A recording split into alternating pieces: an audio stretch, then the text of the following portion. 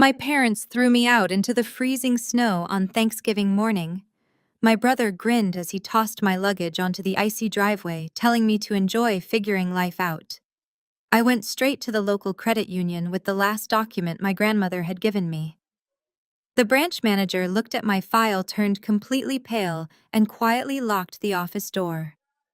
"Madam," he said, his voice shaking, "you really need to sit down. I am Sydney, 33 years old, and my family always treated me like the hired help. Before I share exactly how that locked door changed my entire life, let me know where you are watching from in the comments below. Hit that like button and subscribe if you have ever had to fight back against a toxic family who took you for granted." It was 8 in the morning, and the smell of roasting turkey was already filling the massive kitchen of my parents' suburban Connecticut estate. I was basting the bird, my hands covered in butter and sage, having been awake since dawn to prepare the holiday meal. That was when the heavy oak front door slammed open and a blast of freezing winter air rushed into the house. I turned around to see my sister-in-law, Monique, dragging my heavy winter suitcase across the polished hardwood floors. My brother Brandon was right behind her, carrying 2 more of my bags. Without a single word of explanation, Monique heaved my suitcase straight out the open front door. It tumbled down the icy stone steps and landed with a dull thud in a snowbank. "What are you doing?" I demanded, dropping the basting brush onto the counter. My mother, Patricia, strolled into the kitchen, her silk morning robe perfectly tied, holding a fresh cup of coffee. She did not even flinch at the cold air pouring into the foyer. She calmly walked over to the marble island and slapped a piece of paper down on the counter. It was a formal 30-day eviction notice. "You are leaving," Patricia stated, taking a delicate sip of her coffee. "Right now. Grab your coat." I stared at the piece of paper, my mind racing to comprehend the sheer audacity of the moment.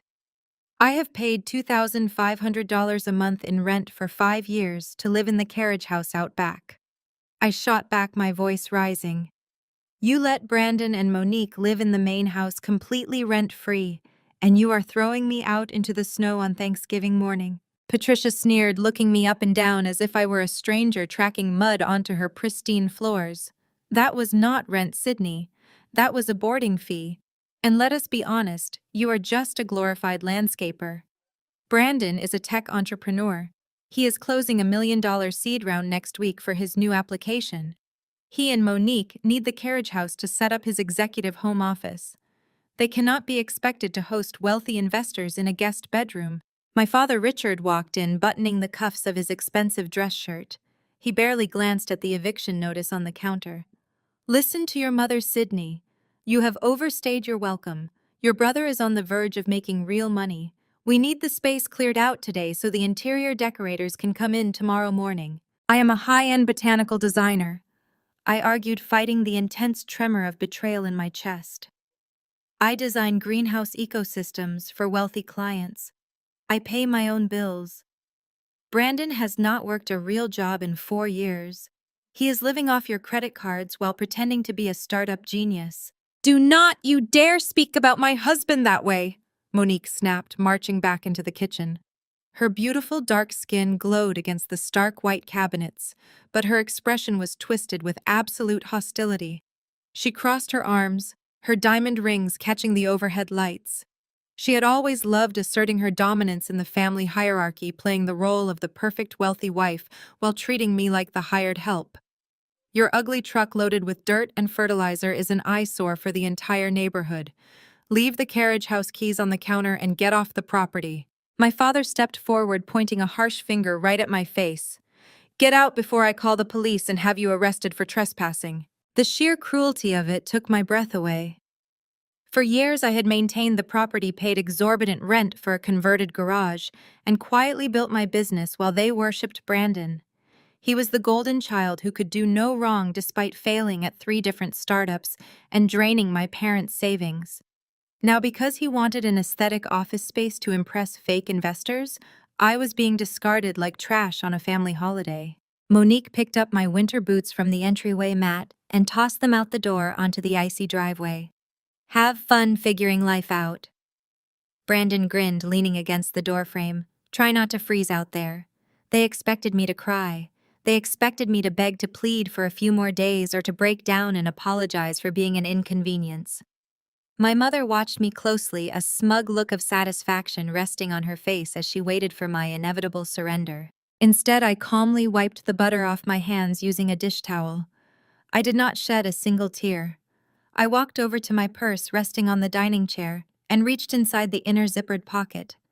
My fingers brushed against thick parchment paper.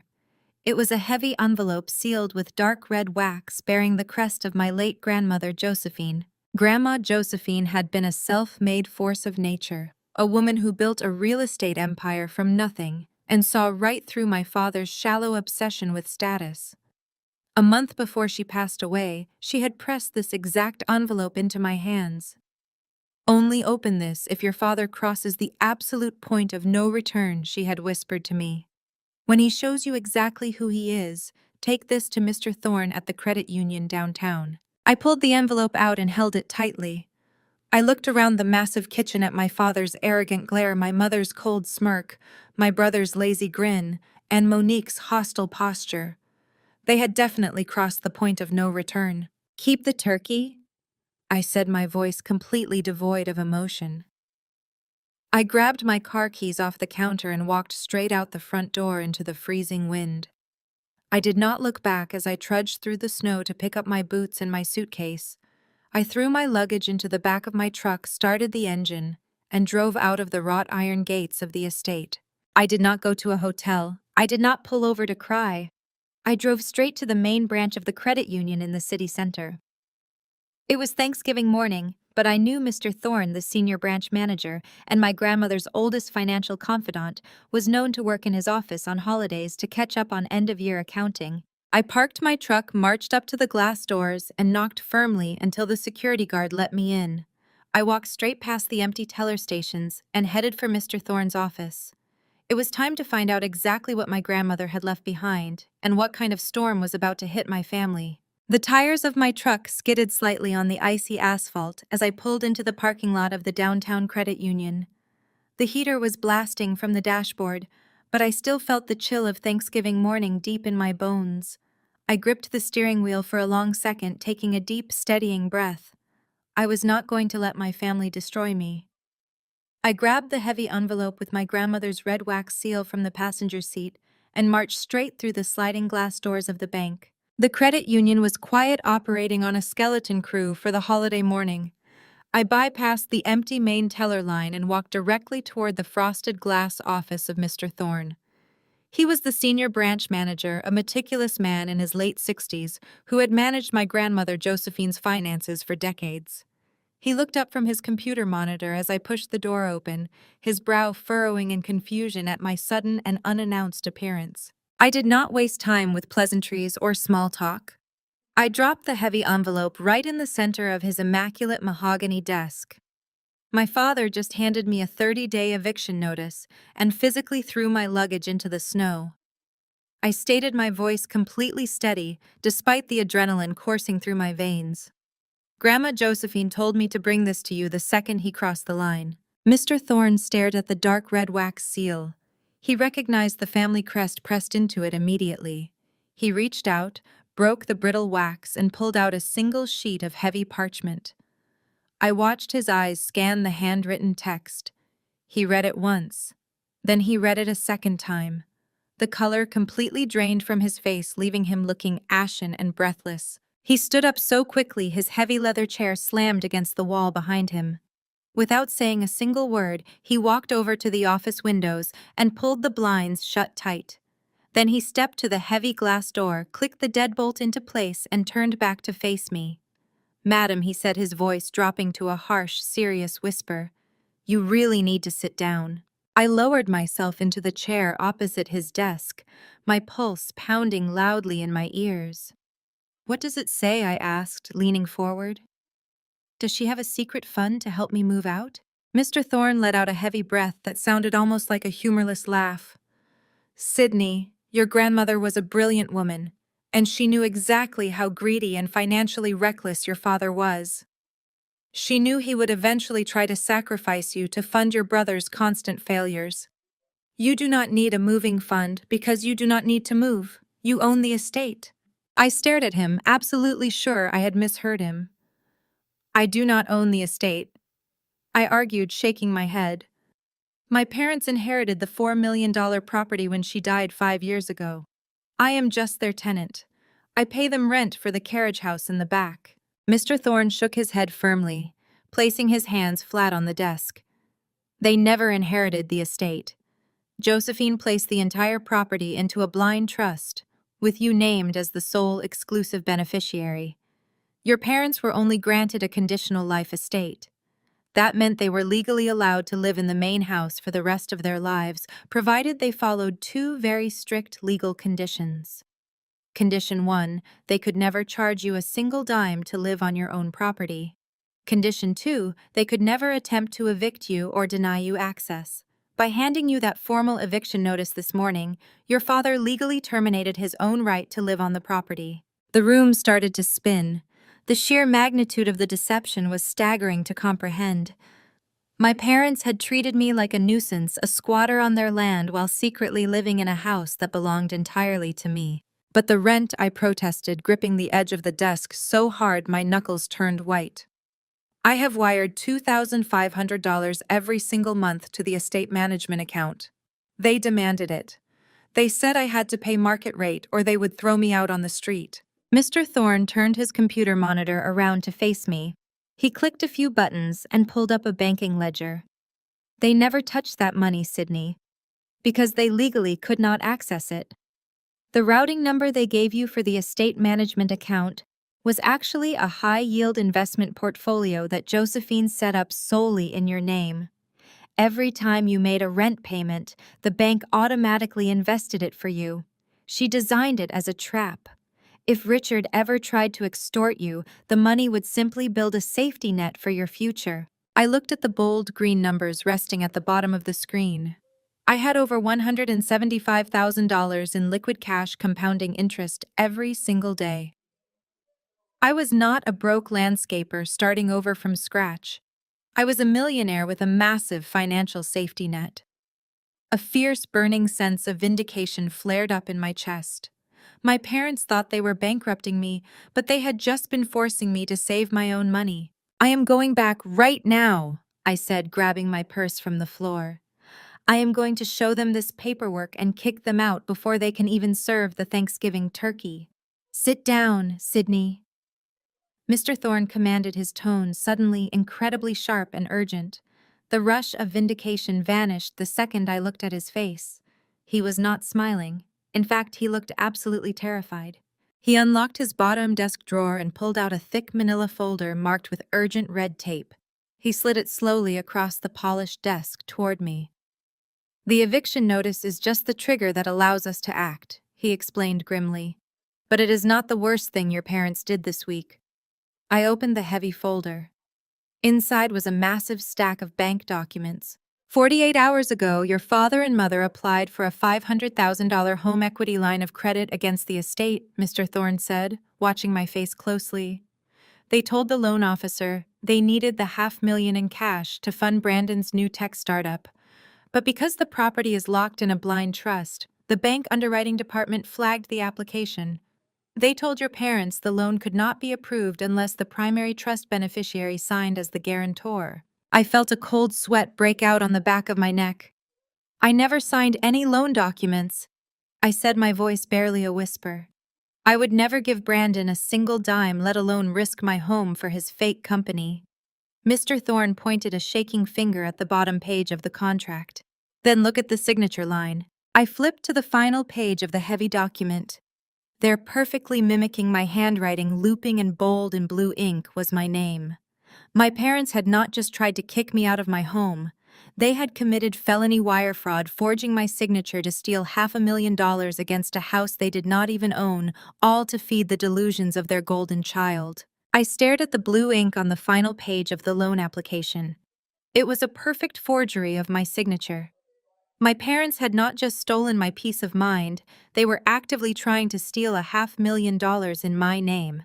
Mr. Thorne immediately halted the loan processing and referred me to the most ruthless trust and real estate litigator in the city. 2 hours later, I was sitting in a corner suite of the downtown Marriott. My new attorney Meredith was a shark in a tailored charcoal pantsuit. She had spent the last hour spreading copies of the blind trust, the deed, and the fraudulent loan application across the glass coffee table. Meredith explained the gravity of the situation with chilling precision. My parents had committed felony fraud. They had violated the core terms of the conditional life estate by charging me rent and initiating a hostile eviction. The blind trust my grandmother set up was ironclad. I was the sole legal owner of the $4 million property, and their right to live there was officially terminated the second that eviction notice hit the kitchen counter. Suddenly, my cell phone buzzed against the glass table. Then it vibrated again. A rapid, endless succession of notifications began flooding my screen, lighting up the dim hotel room. I picked up the phone and saw my Facebook application overloaded with tags, mentions, and direct messages. Monique had just posted a video. I tapped the screen and Monique's face appeared. She was standing in the grand dining room of my estate, holding a tissue to her perfectly contoured face. She was putting on the performance of a lifetime. Her voice trembled as she looked directly into the camera, squeezing out fake tears for her audience. "My heart is absolutely broken today," Monique sobbed to her followers. "I never thought I would have to make a video like this on Thanksgiving. My toxic sister-in-law, Sydney, just suffered a complete mental breakdown. She ruined our family holiday, screamed at my elderly in-laws, stole cash out of my mother-in-law's purse, and vanished into the snow. We are terrified for her. We just want her to get psychiatric help. Please pray for our family as we try to pick up the pieces." My blood ran cold. The comments section beneath the video was a toxic wasteland of extended family members and family friends tearing my reputation apart. Aunt Carol wrote that I had always been a bitter, jealous girl who could not handle Brandon's success. Cousin David commented that I was probably on drugs and needed an intervention. People I had known my entire life were calling me a disgrace, a thief, and a monster. They were rallying behind Monique, treating her like a saint, while sitting comfortably in the house that I legally owned. This was not a new tactic. Growing up, whenever my parents or Brandon treated me terribly, they would immediately rush to the extended family to spin the narrative, painting me as the unstable, difficult child to mask their own cruelty. Monique had simply weaponized that old family dynamic for the digital age. Meredith watched the video over my shoulder, her expression unreadable. She pulled a notepad from her briefcase. "Defamation and libel," she noted calmly, writing it down. "Add it to the pile." Before I could even process the sheer volume of hateful comments, the video feed cut out, replaced by an incoming call. The caller ID flashed Brandon's name. I looked up at Meredith. She gave me a sharp nod and pointed a pen at the screen. "Answer it," she commanded. I accepted the call, placed the phone on the glass coffee table, and pressed the record button on my tablet app. Brandon's voice boomed through the quiet hotel room. He did not sound heartbroken or terrified for my well-being like his wife had just portrayed to the entire internet. He sounded exactly like a cheap mob boss trying to shake down a vulnerable target. "Listen to me very carefully, you ungrateful brat," Brandon sneered. "Dad is furious. He says if you wire $10,000 right now for breaking your lease on the carriage house, they will not sue you for property damage. Do not think you can just run away from your financial obligations."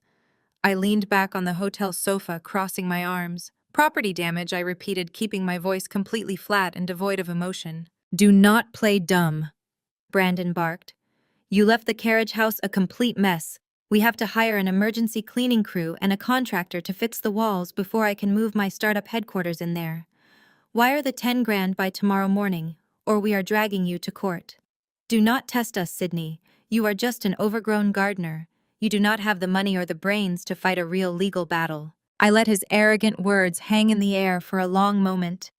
I looked at Meredith, who was smiling a dangerous, predatory smile. I leaned forward, bringing my face closer to the phone's microphone. "Do you know what the penalty is for felony wire fraud in this state, Brandon?" I asked smoothly. The line went dead silent. "Do you know what the federal penalty is for forging a signature on a $500,000 home equity line of credit application?" I continued, my voice dropping to a harsh whisper. "Because the fraud department at the credit union certainly does." I could hear Brandon's breathing hitch. The arrogant bravado vanished instantly. How he stammered, his voice suddenly sounding very small. How do you know about the loan? Enjoy the turkey, Brandon, I said, ignoring his panic. Eat every last bite, because it is the last meal you and your fake investors are ever eating in that house. I reached out and ended the call, cutting off whatever frantic excuse he was about to make. I tossed the phone back onto the table and looked across the room at my attorney. Meredith was already pulling a fresh stack of legal documents from her briefcase, her pen hovering over the signature line. Trigger the eviction, I told her. Let us take my house back. Exactly 7 days after Thanksgiving, the carriage house glowed with rented string lights and the sheer arrogance of stolen money. I stood at the edge of the driveway, watching valet drivers park a parade of European luxury cars on the pristine gravel I had maintained with my own 2 hands for 5 years. Brandon and Monique were hosting a combined housewarming and startup launch party. Through the massive glass doors of the carriage house, I could see catered waiters in crisp white shirts passing out champagne flutes to a crowd of people dressed in designer evening wear. Brandon was standing by the stone fireplace, wearing a tailored velvet blazer, gesturing wildly as he pitched his vaporware tech application to a group of older, wealthy men. Monique was floating through the crowd in a floor-length sequined gown, playing the role of the devoted executive wife. They had completely rearranged my former living space, filling it with rented modern art and rented leather sofas to project an image of absolute success. They expected me to be hiding in a cheap motel somewhere, crying over the vicious social media smear campaign they had launched against me. They expected the girl in the dirt-stained overalls who always kept her head down and absorbed their abuse. Tonight, I was not that girl. I wore a sharp charcoal gray power suit tailored perfectly to my frame, a pair of black stiletto heels, and I carried a leather briefcase containing documents that would shatter their entire reality. I had absolutely zero tolerance left for their delusions. I walked past the valet stand and stepped through the double doors of the carriage house.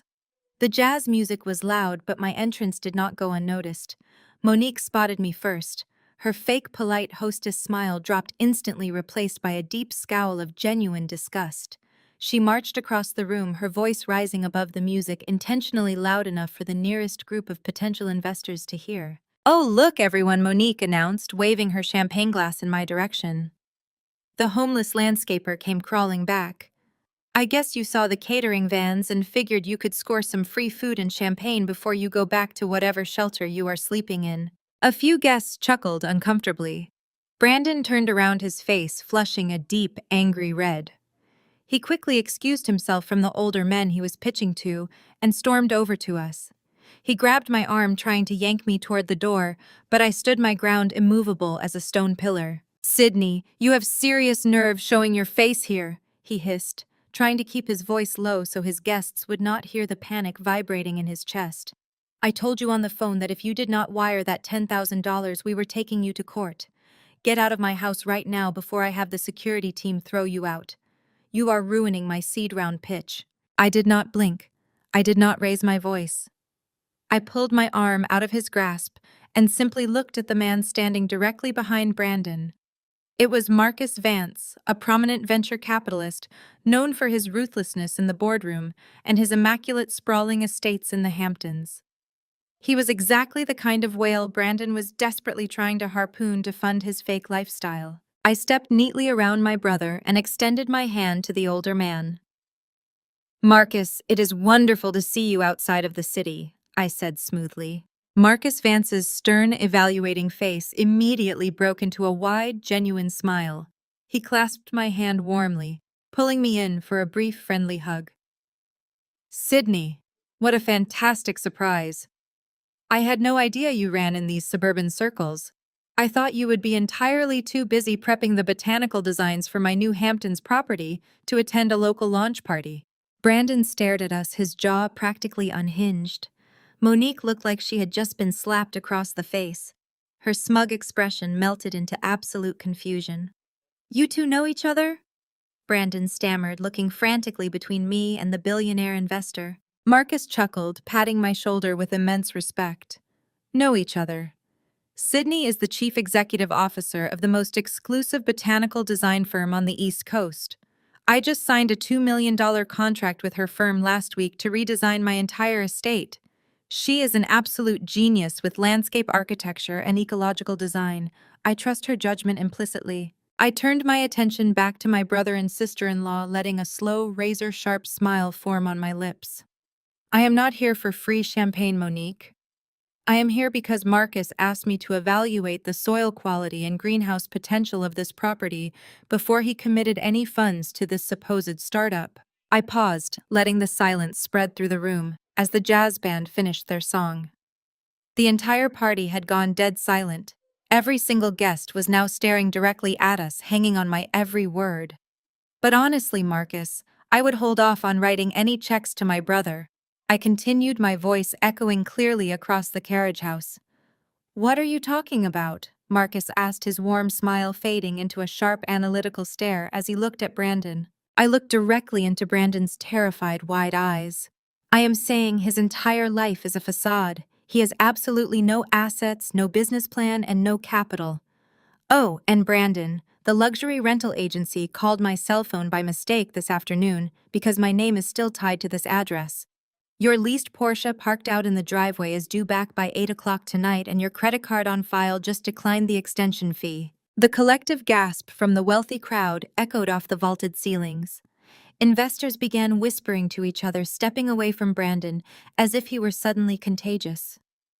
Monique dropped her champagne glass entirely.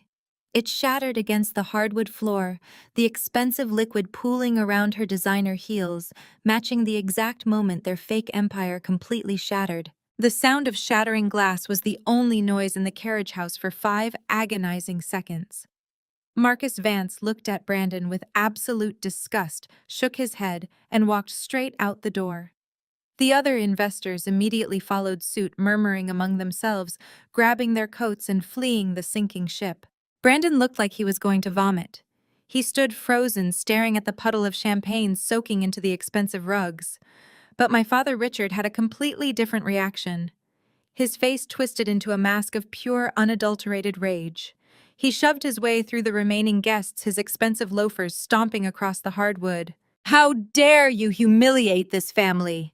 Richard roared, his voice booming off the exposed brick walls.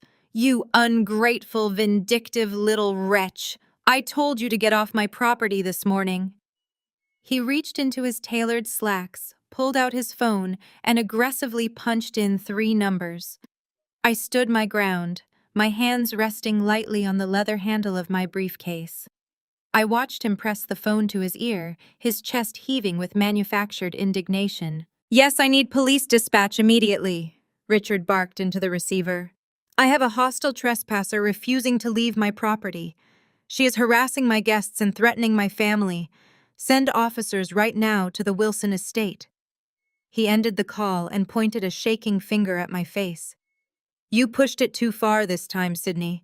I am having you arrested. You are going to spend Thanksgiving weekend in a holding cell, and I will make sure the judge throws the book at you." My mother Patricia instantly snapped into action. Seeing the few remaining guests watching the spectacle, she clamped a hand over her mouth and let out a dramatic, wavering sob. She leaned heavily against a rented leather sofa, playing the fragile, terrified matriarch to absolute perfection. "Why is she doing this to us?" Patricia wailed, dabbing her dry eyes with a silk handkerchief. "We gave her everything. We gave her a place to live, and she just wants to destroy her brother out of pure jealousy. Please, someone get her away from us." Monique, desperate to recover from her earlier humiliation, quickly rushed to Patricia's side. She grabbed a fresh glass of champagne from a terrified catering waiter who was frozen against the wall, taking a massive gulp to steady her nerves. She wrapped her free arm around my mother, glaring at me with vicious triumph. "You are finished," Sydney Monique sneered. "The police are going to drag you out of here in handcuffs." I did not say a word. I did not need to. I simply walked over to the sleek modern bar Brandon had set up, pulled out a bar stool, and sat down. I placed my leather briefcase on the counter and waited. 10 minutes later, the heavy thud of car doors slamming echoed from the driveway. Red and blue lights flashed intensely through the massive glass windows of the carriage house, painting the snow-covered lawn in harsh, strobe-like colors. Two police cruisers had pulled right up to the entrance. Three officers strode through the double doors, their hands resting cautiously on their duty belts.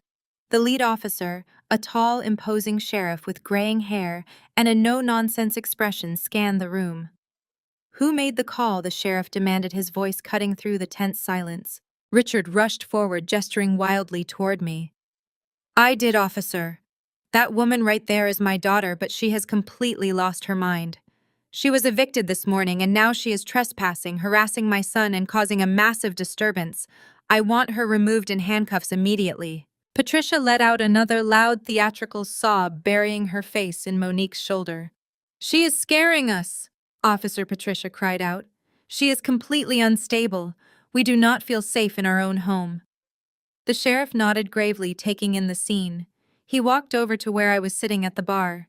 He looked me up and down, noting my calm demeanor and my tailored suit, which sharply contrasted with the hysterical portrait my parents had just painted.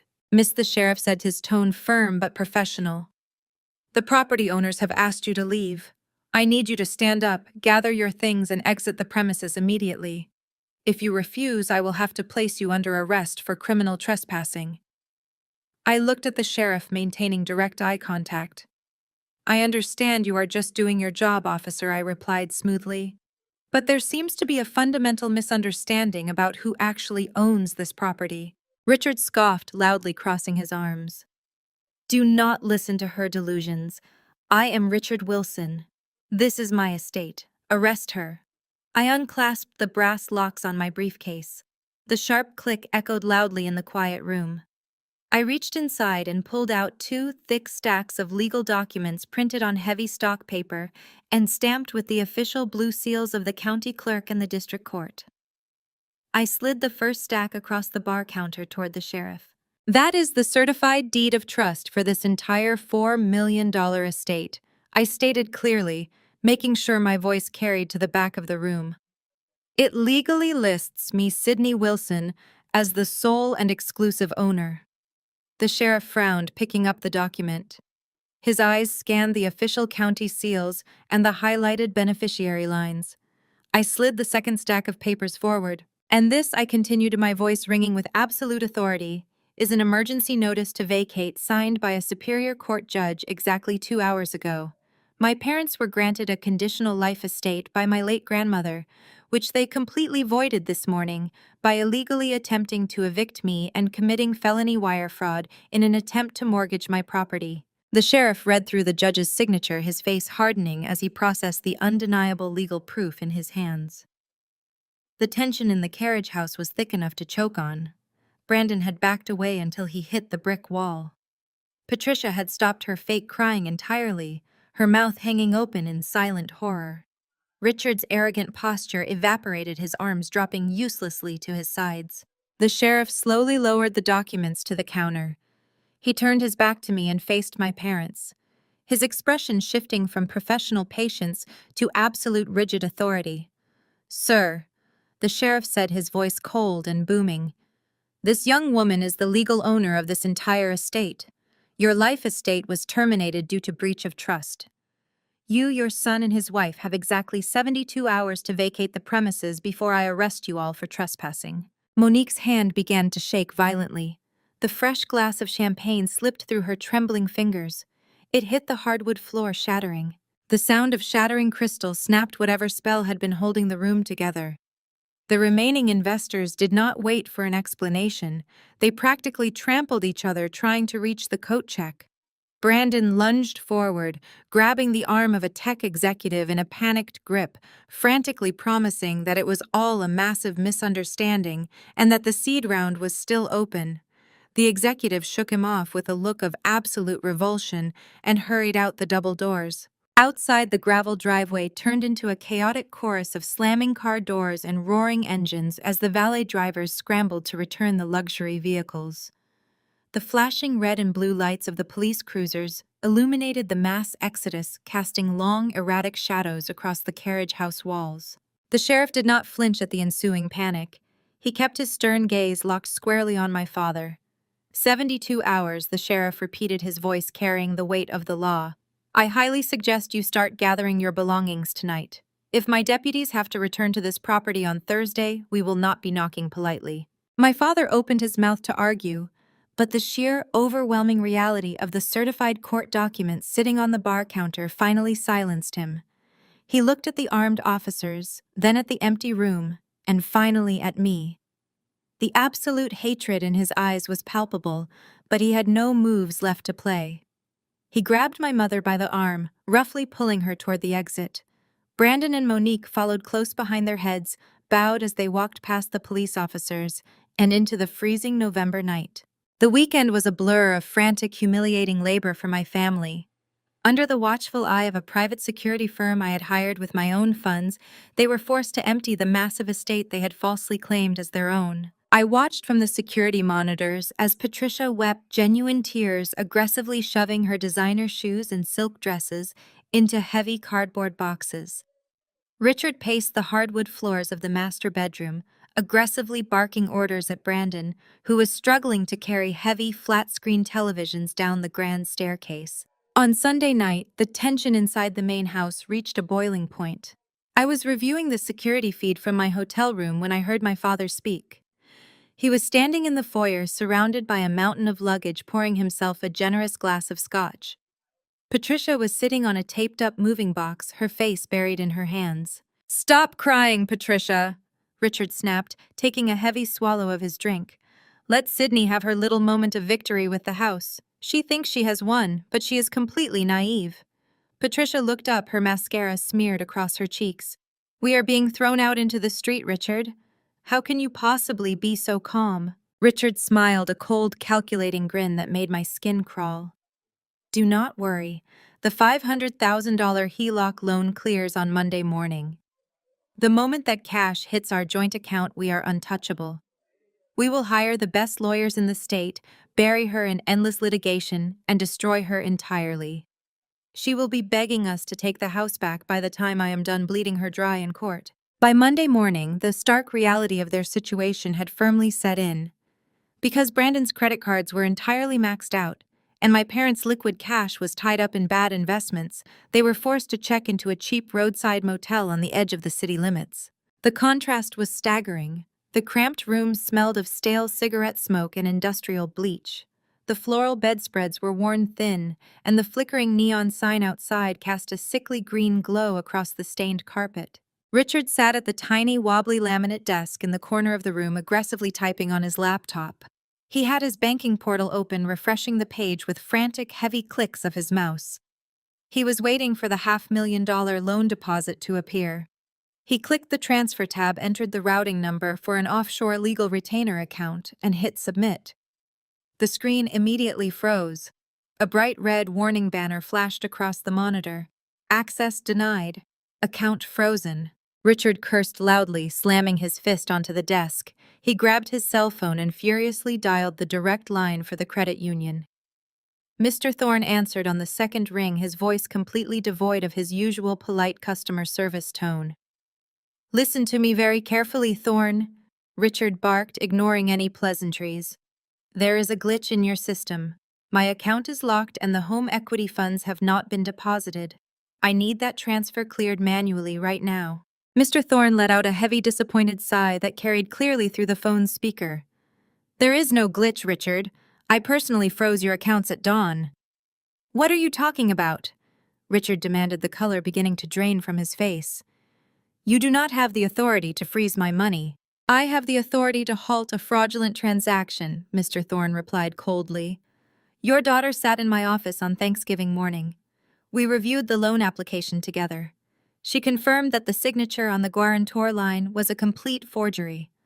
I have officially reported the fraudulent application to our internal fraud department, and per federal banking regulations, I have notified the authorities. You will not be receiving a single dime." The phone slipped from Richard's sweaty palm, clattering loudly onto the cheap motel desk. He sat frozen, staring blankly at the red error message on his laptop screen as the absolute finality of his ruin washed over him. He was broke, homeless, and facing imminent felony charges. A sharp intake of breath from the doorway shattered the silence. Monique was standing in the threshold of the adjoining motel room, holding a plastic bucket of cheap ice. She had heard every single word echoing from the phone speaker. The heavy layers of denial she had been carrying all weekend instantly evaporated. She dropped the ice bucket. It hit the floor with a dull thud, scattering ice cubes across the stained carpet. She marched down the narrow, dingy motel hallway, her designer heels clicking furiously against the cheap linoleum. She slammed her fists against the door of Brandon's room until he pulled it open, looking disheveled and exhausted. Monique did not hesitate. She shoved her way inside, backing Brandon up against the wall. "What do you mean the money is frozen?" Monique screamed, her voice completely hysterical. "You told me you owned that house. You told me your startup was funded. You promised me we were going to be rich." Brandon held up his hands, his eyes darting nervously down the hallway as other motel guests began opening their doors to watch the spectacle. "Monique, keep your voice down. We are just hitting a temporary cash flow issue. Dad is fixing it." "Fixing it?" Monique shrieked, entirely unhinged. "Your father just committed federal bank fraud. You are a broke, pathetic liar who leeches off his sister. I married a fake millionaire." Patricia rushed out of her room, attempting to silence her daughter-in-law, but Monique turned her vicious anger entirely on her. The toxic enablers had finally run out of victims to target, leaving them no choice but to turn on each other like a pack of starved wolves. I sat in the quiet luxury of my downtown hotel suite, miles away from the cheap roadside motel where my family was currently tearing each other apart. The fallout from the frozen bank account was entirely predictable. Without my father's money to shield them, their toxic loyalty dissolved instantly. My phone vibrated against the glass coffee table, breaking the silence of the room. It was a text message from Richard. I opened it, expecting a pathetic plea for cash, or perhaps another hollow legal threat. Instead, it was a volatile, desperate promise of violence. "If you do not drop this eviction and give us our house back, I will make sure there is no house left for you to take." I stared at the glowing screen. Most people would assume it was an empty threat born of a bruised ego. But I knew my father. I knew the destructive, petulant rage that boiled beneath his tailored suits and country club smile. When Richard Wilson did not get his way, he broke things. He had smashed my award-winning science projects when I was a child just because I interrupted his golf game to show him. He had intentionally backed his luxury sedan over my bicycle when he was angry about a work deal, and he had shattered my mother's heirloom china during arguments just to watch her flinch. He would absolutely destroy that $4 million estate rather than see me rightfully own it. I did not reply. A response was exactly what he wanted. He wanted to know he had struck a nerve. He wanted to feel like he still had some measure of control over my emotions. Instead of typing a response, I made a phone call. By noon on Tuesday, while my family was busy arguing with motel management over declined credit cards, a discreet high-end private security firm arrived at the estate. I paid a premium rush fee for absolute discretion and rapid deployment. Over the next 6 hours, a team of technicians wired the entire property. They installed microscopic high-definition cameras in the ornate crown molding of the main house, tucked them into the vaulted ceilings of the carriage house, and concealed them around the exterior entryways. More importantly, they integrated a state-of-the-art smart home audio system, linking the entire property's intercom directly to an encrypted application on my phone. I specifically instructed the lead technician to focus the primary camera angles on the grand foyer and the main living room. That was where Grandma Josephine's antique stained glass windows were installed. They were massive custom pieces commissioned in the early 1920s, depicting intricate botanical scenes that refracted the morning light into a stunning kaleidoscope of colors. They were priceless. They were completely uninsured because my father had let the policy lapse to cover Brandon's sports car leases, and they were the structural and historical soul of the house. If Richard wanted to inflict maximum emotional and financial damage, he would go straight for the glass. Tuesday night bled into Wednesday morning. I sat in the dark of my hotel room, the cool glow of my tablet illuminating my face. The grid of live camera feeds showed the empty, silent rooms of the estate. My family was supposed to be completely moved out, and the property was legally locked down. But I knew Richard's ego would never allow him to walk away quietly. He needed to leave a scar. At exactly 2 o'clock in the morning, a sharp digital notification chimed loudly in the silent hotel room. Motion detected at the rear patio entrance. I sat up straight, instantly expanding the camera feed on my tablet screen. The night vision display kicked in, rendering the scene in crisp black and white detail. A figure dressed in a heavy dark coat with a pulled-down baseball cap was prying open the back door. The lock, which he had clearly tampered with before they vacated the premises, gave way with minimal effort. It was Richard. He stepped into the mudroom, his heavy boots leaving tracks of dirt and melting snow on the pristine vintage tiles. He was not carrying a duffel bag to steal leftover valuables. He was gripping a heavy steel sledgehammer in his right hand. The metal head caught the faint light from the window. He walked with heavy, deliberate steps, bypassing the renovated kitchen and heading straight down the hallway toward the main living area. His target was exactly what I had predicted: the stained glass windows. He stopped in the center of the sprawling living room. The moonlight filtered through the antique glass, casting a faint, colorful glow over his face. Even through the security feed, I could see his features twisted into a mask of pure, bitter malice. He adjusted his grip on the sledgehammer, rolling his shoulders back, preparing to swing the heavy steel head directly into the center panel of the century-old glass. He wanted to shatter my grandmother's legacy, to reduce the history of the house to jagged shards on the floor, just to spite me for outsmarting him. My finger hovered over the emergency dial button on the security app, which would instantly connect me to the local police precinct dispatch. A break-in combined with severe property damage would guarantee a felony conviction. The police could be there in minutes.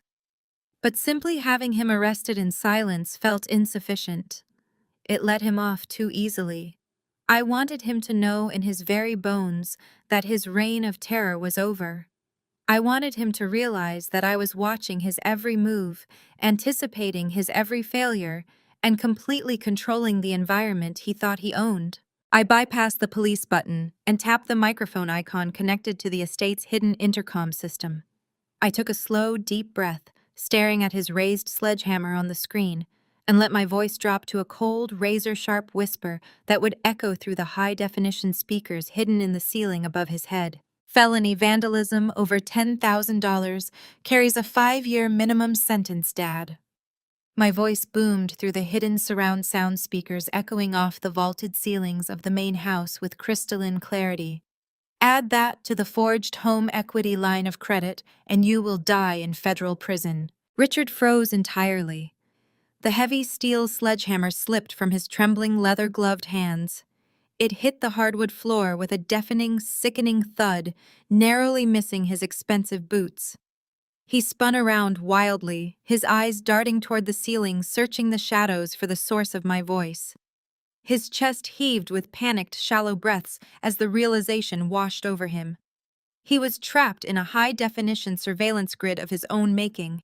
"Who is there?" Richard stammered, stepping away from the antique stained glass panels as if they were suddenly radioactive. "Where are you hiding?" "I am sitting comfortably in my hotel suite," I replied smoothly, watching him sweat on the tablet screen. "Every square inch of that estate is wired, Dad. I watched you pick the lock on the mudroom door. I have the entire sequence recorded and uploaded to a secure cloud server. You really thought I would leave $4 million of real estate unprotected from a man who used to smash my science fair projects just to win an argument?" Outside, the crunch of tires on gravel interrupted the silence. Patricia had grown tired of waiting in the idling rental car. The heavy oak front door swung open, and my mother rushed into the foyer, her designer coat wrapped tightly around her shivering frame. She scurried down the hallway, her heels clicking rapidly, until she found Richard standing frozen in the middle of the living room. "Richard, what is taking so long?" Patricia hissed, her voice vibrating with nervous energy. "Smash the damn windows and let us get out of here before the neighbors wake up." "Look up, Mom," I said through the intercom, turning the volume to maximum. Patricia shrieked, jumping backward into a side table. A decorative vase wobbled dangerously before settling. She clutched Richard's arm, her perfectly manicured nails digging into his heavy winter coat. She stared wide-eyed at the ceiling speakers. "Sydney." Patricia gasped, her voice trembling. "You are watching us." "In ultra-high definition," I confirmed coldly. "And so is the private security firm monitoring the feed. You broke into a secured property with a deadly weapon. You crossed the line from petty entitlement straight into major felonies." Panic immediately hijacked my mother's nervous system. The arrogant, dismissive woman who had belittled my existence for 30 years vanished, replaced by a terrified, desperate, cornered animal. She spotted the main house phone resting on the console table. She lunged for it, ripping the receiver from the base and dialing my cell phone number from memory. My personal phone buzzed on the hotel nightstand. I answered it, putting it on speaker so she could hear herself echoing through the estate. "Sydney, please." Patricia wailed into the receiver, her voice cracking with manufactured hysteria. "You cannot do this to us. We made a mistake. Your father was just angry. He was not really going to break anything. You have to delete that footage. I am your mother. I gave birth to you. How can you possibly be so cold?" I watched her on the security feed. She sank to her knees on the hardwood floor, weeping loudly, playing the ultimate victim card. It was the exact same performance she had given her entire life whenever she was caught in a lie. She expected me to fold. She expected the dutiful daughter to rush in, wipe away her tears, and absorb the collateral damage. "You threw me into the snow on Thanksgiving night, Mom," I said, my voice completely devoid of emotion. "You watched Richard lock the door while I stood freezing on the porch with nothing but the clothes on my back. You laughed with Brandon about how I deserved to be homeless. My warmth ran out a very long time ago. We were just trying to teach you a lesson about respect." Patricia sobbed, clinging to the phone receiver like a life raft. "We are family. Family protects each other. Family does not commit wire fraud using my signature," I shot back. "Family does not steal a $4 million estate to fund a fake tech startup. You are not my family. You are simply the people who happen to share my last name until I finally realized my own worth." Richard grabbed the phone from Patricia, his face purple with absolute terror. "Sydney, listen to me. I will pay you back. I will find the money. Just call off the security company. Do not involve the police. It will ruin my reputation. I will lose my country club membership. I will lose everything." "You already lost everything, Dad," I stated, staring at his desperate face on the monitor. "You lost it the moment you decided your ego was more important than your daughter. And as for the police, I do not need to call them." Through the live audio feed, I heard the distinct, heavy crunch of thick tires tearing up the gravel driveway. The sound was immediately followed by the aggressive, sweeping flash of red and blue emergency lights cutting through the darkness outside. The harsh, strobing colors illuminated the antique stained glass windows, casting a fractured, chaotic rainbow across my parents' terrified faces. The silent alarm was triggered the second you broke the mudroom lock. I told them, watching two marked cruisers pull to a sharp halt in front of the estate. "The police are already pulling into the driveway. Have fun in lockup." I ended the call, cutting the intercom feed, and leaned back in my chair. On the silent video feed, I watched as 4 armed officers kicked the front door wide open, their flashlights sweeping through the dark hallway until they landed squarely on Richard and Patricia. Richard slowly raised his hands above his head, the sledgehammer lying uselessly at his feet. My mother collapsed entirely, burying her face in the expensive rug she would never walk on again. The heavy metallic click of handcuffs echoed sharply through the vaulted ceilings of the carriage house. The lead officer shoved Richard against the antique mahogany console table, reciting his Miranda rights with practiced boredom. Richard stammered, his face pressed uncomfortably into the polished wood, demanding to call the mayor, the police commissioner, or anyone who would listen to his bloated ego. The officers completely ignored him. They marched him out into the freezing night and shoved him into the back of a police cruiser. Patricia trailed behind them, screaming wildly, her expensive silk robe dragging through the slush and mud of the driveway. I watched the entire pathetic display from the high-definition security feed in my hotel room, my face completely impassive as the cruiser sped away. The following 48 hours were a masterclass in financial desperation for my parents. Richard was denied immediate release due to the combination of the forged home equity application and the felony vandalism charge. Patricia was forced to scramble. Brandon and Monique had completely vanished, fleeing to a friend's couch in another state rather than deal with the fallout.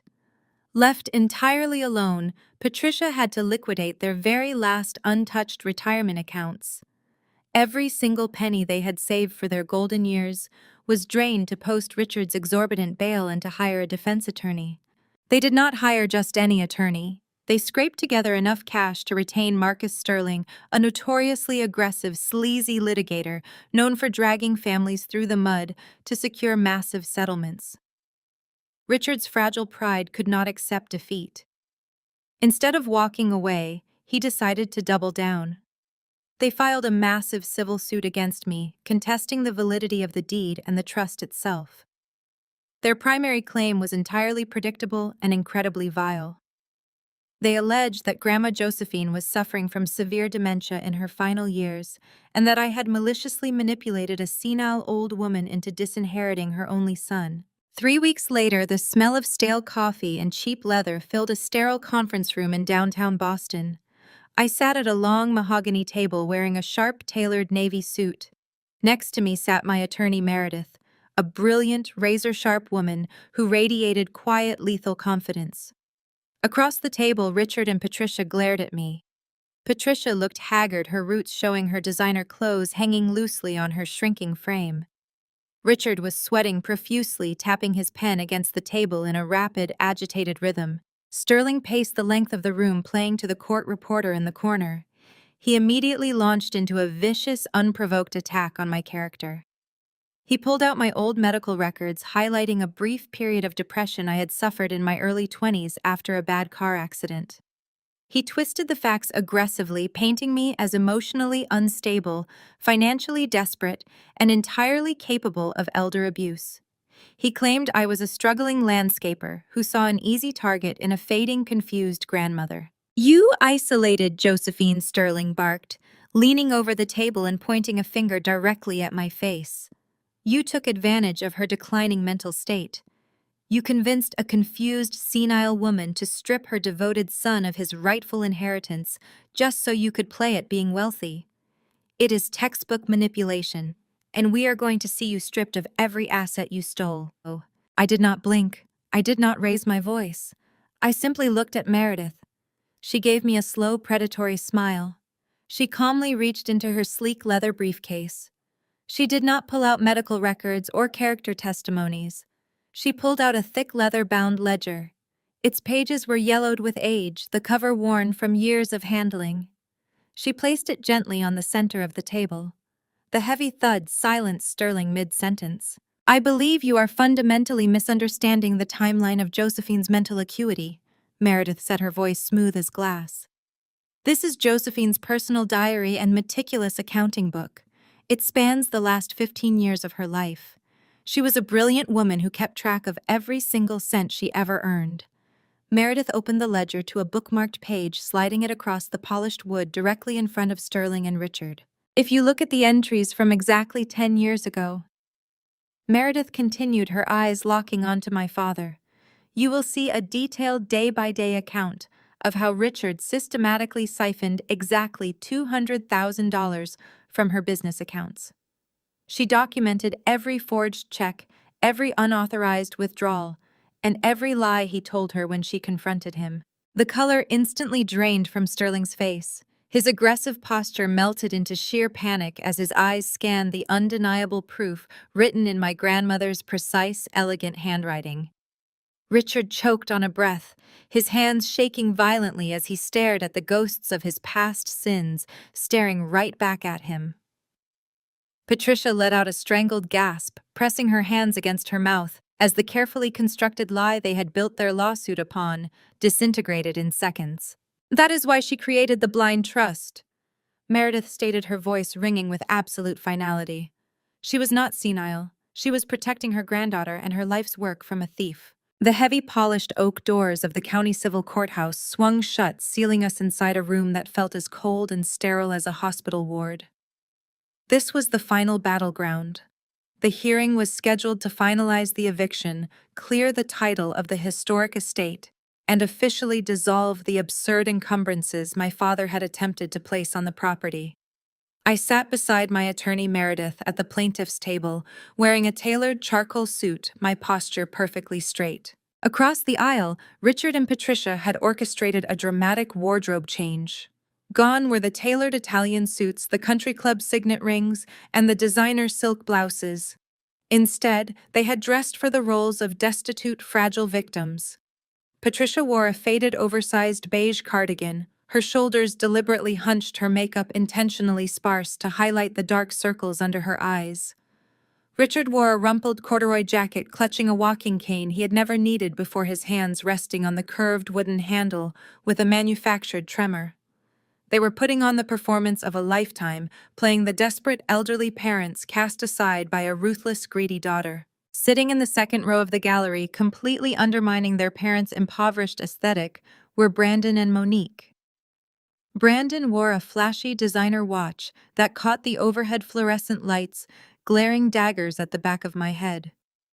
Monique sat beside him, scrolling aggressively on her phone, looking intensely inconvenienced by the fact that she had to be awake before noon. When the proceedings began, my parents' attorney, an aggressive, notoriously sleazy litigator named Marcus Sterling, immediately launched into his pity play.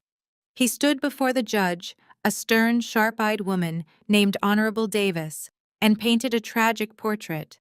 He claimed my parents were vulnerable and completely broke, having poured their life savings into raising me only to be thrown onto the freezing streets over a simple family misunderstanding. When I was called to the stand, Sterling did not hold back.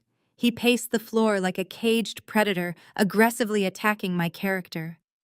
He pulled out my old medical records, twisting a brief period of burnout I had suffered in my early 20s to aggressively paint me as emotionally unstable and financially desperate.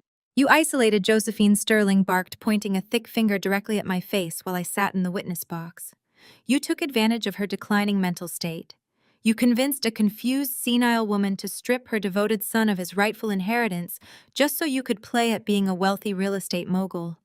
You are unstable, you are vindictive, and this entire trust is the result of elder abuse." I did not blink. I did not raise my voice. I simply looked at Meredith. She stood up smoothly, adjusting her blazer with a calm, predatory smile. "Your Honor, the defense is attempting to build a narrative of manipulation based on the false premise that Josephine Wilson was suffering from cognitive decline. We would like to introduce Plaintiff's Exhibit A to clear up this fundamental misunderstanding." Meredith walked toward the center table and reached into her sleek leather briefcase. She pulled out a thick, leather-bound ledger. Its pages were yellowed with age, the cover worn from years of handling. She slid the ledger across the polished wood directly toward Sterling. "This is Josephine's personal diary and meticulous accounting book," Meredith stated, her voice ringing with absolute clarity. "It spans the last 15 years of her life. She was a brilliant woman who kept track of every single cent she ever earned. If you turn to the tabbed pages from exactly 10 years ago, you will see a detailed day-by-day account of how Richard systematically siphoned exactly $200,000 from her business accounts." The color instantly drained from Sterling's face. His aggressive posture melted into sheer panic as his eyes scanned the undeniable proof written in my grandmother's precise, elegant handwriting. She documented every forged check, every unauthorized withdrawal, and every lie he told her when she confronted him. Meredith continued, turning her gaze to my father. "That is why she created the blind trust. She was not senile. She was protecting her granddaughter and her life's work from a thief." Richard choked on a breath, his hands shaking violently this time without faking it. Patricia let out a strangled gasp, pressing her hands against her mouth as the carefully constructed lie they had built their lawsuit upon disintegrated in seconds. But I was not finished. The ledger established the foundation of their deceit, but I wanted the court to see exactly who these people were in the present day. "Your Honor," Meredith continued, never losing her rhythm, "the defense claims my client is callously throwing vulnerable, loving parents into the cold. We request permission to submit 2 digital audio files into evidence to demonstrate the true nature of this familial dynamic. Judge Davis, who was currently glaring at Richard with thinly veiled contempt, nodded her approval. Meredith connected her laptop to the courtroom's audio system. She clicked play on the first file. Brandon's voice filled the courtroom, dripping with arrogant entitlement. The recording of his extortion call was crystal clear. The judge listened intently as my brother demanded $30,000 to quietly vacate the carriage house, threatening to rip the copper wiring from the walls and gut the historic home if I refused to pay his ransom. A heavy, uncomfortable murmur rippled through the gallery. I watched Brandon sink lower into the wooden bench, pulling his expensive jacket tighter around his neck to hide his flushed face. Monique stopped scrolling on her phone, her eyes darting nervously toward the heavy oak exit doors. Then Meredith clicked the second file. It was the security audio from Thanksgiving night. The courtroom echoed with the sound of the freezing wind, followed by Patricia's shrill, mocking laughter. Then came Richard's voice, cruel and commanding. "Let her freeze. She can sleep in the snow for all I care. Lock the door." The sound of the heavy deadbolt clicking shut resonated like a gunshot in the silent courtroom. The contrast was devastating. The people currently hunched over their defense table, pretending to be weak, frightened victims, were exposed as vicious, calculating abusers who had gleefully locked their own daughter out in a blizzard. The silence that followed the recording was suffocating. Sterling stared at the floor, slowly packing his legal pads into his briefcase. He knew it was over. He was actively abandoning a sinking ship. Judge Davis leaned forward over the bench. Her expression had hardened into something resembling carved granite. She looked directly at Richard and Patricia with utter disgust. In my 20 years on the bench, I have rarely seen a display of such malicious entitlement and sheer audacity. Judge Davis stated, her voice slicing through the room with freezing authority. This court has zero tolerance for the weaponization of the judicial system to continue a pattern of familial abuse. She picked up her gavel, gripping it tightly. Not only is the eviction upheld, immediately clearing the title entirely in the plaintiff's name, but I am ordering you to repay the trust, the $30,000 you attempted to extort from your daughter. I will see to it that a lien is placed against any future earnings until that debt is satisfied. Patricia gasped, clutching her chest as if she had been physically struck. Richard's mouth hung open, his fake tremor completely forgotten. Judge Davis slammed the gavel down with a resounding crack. Furthermore, she continued, her voice rising to drown out Patricia's sudden genuine sobs. Based on the overwhelming evidence presented here today, I am officially referring the forged home equity line of credit documents to the district attorney's office. This is no longer just a civil dispute. Prepare yourselves for criminal prosecution. We are adjourned. The heavy oak doors of courtroom 4B swung open with a resounding thud, spilling the bitter remnants of my family out into the cavernous marble hallway of the civil courthouse. The air outside the courtroom was thick with the immediate crushing weight of Judge Davis's ruling. I walked out shoulder to shoulder with Meredith, my posture straight, the satisfying click of my heels echoing off the stone walls. I felt lighter than I had in 3 decades. The forged home equity line of credit was with the district attorney. The estate was legally and permanently mine. The extortion debt of $30,000 was officially hung around my parents' necks. Behind me, the chaotic shuffling of desperate people broke the quiet. "Sydney!" The voice was a harsh, guttural roar that bounced off the marble pillars. I stopped and turned slowly. Brandon stormed through the courtroom doors, his face a terrifying shade of crimson. He shoved past a lingering clerk, closing the distance between us in heavy, aggressive strides. The tailored suit he wore suddenly looked like a cheap costume on a frantic, cornered man. He stopped just inches from my face, towering over me, his chest heaving as he tried to use his physical size to force me into submission. It was the same bullying tactic he had used since we were teenagers, relying on intimidation to mask his complete lack of substance. "You ruined my life!" Brandon screamed, spittle flying from his lips. He pointed a trembling finger directly at my eyes. "Do you have any idea what you just did in there? My investors pulled out because of this mess. The press is going to get a hold of this lawsuit, and my entire company is going under because you could not just share the estate like a decent human being. I did not step back. I did not flinch. I simply looked up at him, studying the desperate panic swimming in his eyes. He actually believed his own delusions. He had been told he was a genius for so long that he genuinely thought the collapse of his house of cards was my fault. You never had investors, Brandon, I said, my voice dropping to a cool conversational volume that forced him to stop screaming just to hear me. He blinked, his pointing hand freezing in midair. What are you talking about? I am talking about the illusion you call a career, I continued, folding my arms. You do not have a venture capital-backed tech startup. You never did. You had mom and dad stealing my money to fund your lifestyle.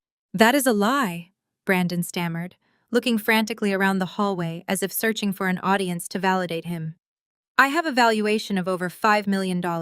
We just closed a seed round. You closed a seed round funded entirely by a senile grandmother and a forged home equity line of credit. I corrected, stepping 1 inch closer, invading his personal space. Meredith and I did a full forensic audit of your shell company last week while we were preparing for this hearing. Do you want to know what we found? We found 0 legitimate revenue. We found 0 viable product development. What we did find was a paper trail showing that the initial $200,000 you used to lease your downtown office and buy your sports car came directly from Grandma Josephine's accounts. That was the money Richard stole 10 years ago. He laundered it straight into your fake business to make you look like a prodigy. Brandon's jaw clenched, the color rapidly draining from his flushed face. And when that stolen money dried up, I pressed on, my voice echoing clearly in the empty corridor, because you spent it on luxury vacations and $1,000 dinners to impress your country club friends, Mom and Dad needed a new source of revenue to keep your fake company afloat. That is why they forged my signature on the estate documents. They needed $1 million line of credit to keep playing the role of the wealthy benefactors to their golden child. You are not a CEO, Brandon. You are a 32-year-old dependent living on a stolen allowance. Shut up, Brandon hissed, his voice cracking. He looked over his shoulder. Monique had walked out of the courtroom just in time to hear the entire exchange. She stood a few feet away, clutching her designer handbag, her expression frozen in absolute horror. Monique, do not listen to her, Brandon pleaded, his aggressive posture instantly collapsing into pathetic begging. He reached a hand out toward his wife. She is just trying to get inside my head. She is crazy. My lawyer will fix all of this. Fix what, Brandon? I asked, turning my attention to Monique, allowing the reality of the situation to wash over her. His parents are currently sitting at the defense table inside that room facing criminal fraud charges. They owe me $30,000 by court order. They are officially bankrupt, and the district attorney is going to seize every asset connected to the forged HELOC. That includes the corporate accounts funding your lifestyle. Monique stared at Brandon. The bored, inconvenienced trophy wife facade melted away, replaced by the sharp, terrifying realization of a woman who had just recognized she had been conned. She looked at his expensive watch, his tailored suit, and the utter panic sweating through his pores. Is it true? Monique demanded, her voice shaking with barely contained fury. The penthouse, the trips to Milan, the seed funding you bragged about to my father. Babe, I can explain, Brandon stammered, stepping toward her. It is just a cash flow issue. Once this lawsuit clears up, we will be back on top. Monique stepped directly between Brandon and me, effectively pushing him back. She looked at the man she had married with a mixture of pure, unadulterated disgust and absolute contempt. You are broke, Monique stated, her voice slicing through the air like a scalpel. You do not have a company. You do not have a trust fund. You are nothing but a fraud living off stolen money. Monique, please, Brandon begged, his eyes welling with actual tears. She did not say another word. With quick, sharp movements, Monique reached for her left hand. She gripped the massive, sparkling diamond engagement ring and the matching wedding band, pulling them forcefully off her finger. Take it, she sneered, shoving the heavy platinum rings directly into Brandon's chest. You are probably going to need to pawn these to pay for your parents' bail bondsman. The rings hit his expensive suit jacket and clattered onto the hard marble floor, spinning in tight circles before settling near his leather shoes. Without a single backward glance, Monique turned on her heel and walked away. The sharp, rapid clicking of her stilettos echoed loudly down the courthouse corridor as she marched toward the exit, leaving the wreckage of her marriage behind her on the floor. Brandon stood entirely frozen, staring down at the discarded rings. The arrogant, entitled golden boy who had tormented me for decades was gone. He looked up at me, his face pale, his eyes wide and hollow. He had no money, no company, no wife and parents who were facing imminent incarceration. I looked at him one last time, feeling absolutely nothing. I adjusted the strap of my bag on my shoulder, turned, and walked out the heavy glass doors into the bright, freezing afternoon, leaving the golden child entirely alone in the empty hallway. The silence that followed the courthouse showdown lasted exactly 3 weeks. For me, it was a period of intense, focused rebuilding. I poured my energy into expanding my botanical design firm, securing a massive commercial contract to redesign the interior atrium of a new downtown tech campus. For Richard and Patricia, however, those 3 weeks were a rapidly accelerating descent into a legal and financial meat grinder. The district attorney did not just review the forged home equity line of credit documents. He unleashed the full force of the prosecutor's office. On a rainy Tuesday morning, Richard and Patricia were formally indicted on multiple felony charges. The list read like a masterclass in white-collar crime first-degree, forgery, wire fraud, conspiracy to commit bank fraud, and attempted grand larceny. Their passports were seized. Their remaining assets, including the sparse bank accounts they had tried to hide, were frozen by court order. The reality of a mandatory state prison sentence had finally crashed through their delusions of grandeur. They were no longer untouchable socialites playing real estate games. They were common criminals facing a decade behind bars. I was in the middle of a client consultation when the storm finally breached my sanctuary. My studio, an airy, glass-walled loft filled with rare orchids, towering monstera plants, and custom terrariums, was designed to be an oasis of calm. The scent of damp earth and jasmine usually kept the atmosphere perfectly serene. That serenity shattered when the heavy glass doors of the lobby violently swung open, banging against the metal stops. I stepped out of my glass-enclosed office just in time to see Patricia aggressively shoving her way past my terrified front desk receptionist. My mother looked entirely unrecognizable. The impeccably tailored woman who used to spend 3 hours a day at the salon was gone. Her designer trench coat was wrinkled and stained at the hem. Her hair was pulled back into a chaotic, messy knot. Her face was flushed, her eyes wide and frantic, darting around the lush green studio like a trapped bird. Sydney. Patricia shrieked, her voice echoing shrilly off the exposed brick walls. My staff froze. 2 high-profile corporate clients who were browsing a portfolio of living walls turned to stare in utter shock. I walked calmly toward the lobby, signaling my security guard to stand by, but hold his position. I stopped 5 feet away from the woman who had locked me out in a blizzard, crossing my arms over my dark green silk blouse. "You are trespassing, Patricia," I stated, my voice low, steady, and carrying zero warmth. "You have exactly 30 seconds to leave my business before my guard escorts you out, and I add a harassment charge to your growing list of legal problems." Patricia completely ignored the warning. She lunged forward, grabbing the edge of a custom mahogany display table, her knuckles turning white. "You have to stop this, Sydney!" she pleaded, her voice cracking into a desperate guttural sob. "You have to call the prosecutor right now. They are taking everything." The bank froze the accounts. "Richard is talking about taking a plea deal that involves a 5-year sentence. 5 years. He will not survive in a state penitentiary, and I cannot go to jail. I simply cannot do it." I stared at her, feeling a profound, absolute emptiness where my daughterly affection used to reside. She was not apologizing for stealing from me. She was not apologizing for the cruelty, the eviction, or the lies. She was only crying because she had finally been caught, and the consequences were actively destroying her life. "You forged my signature on a $1 million bank loan," I replied smoothly, ensuring every word was crystal clear for the audience in my lobby. You attempted to steal my inheritance to fund Brandon's fake company, and then you tried to extort me for $30,000 to leave a property you had no legal right to occupy. What exactly did you think was going to happen when the judge saw the evidence? Patricia fell to her knees right there on the polished concrete floor. The display was so pathetic, so entirely devoid of dignity, that several of my employees actually looked away in secondhand embarrassment. "We will do anything," she wailed, tears streaming down her face, pooling in the deep lines around her mouth. "Please, Sydney, I am begging you. We will work for you. We will clean this studio. We will pay you back every single cent for the rest of our lives. Just pick up the phone. Just call the district attorney and tell them it was all a big misunderstanding. Tell them we had a family disagreement and that you are dropping the charges." She reached out, trying to grab the hem of my trousers. I took a deliberate step backward, keeping myself entirely out of her reach. Her hands grasped at empty air.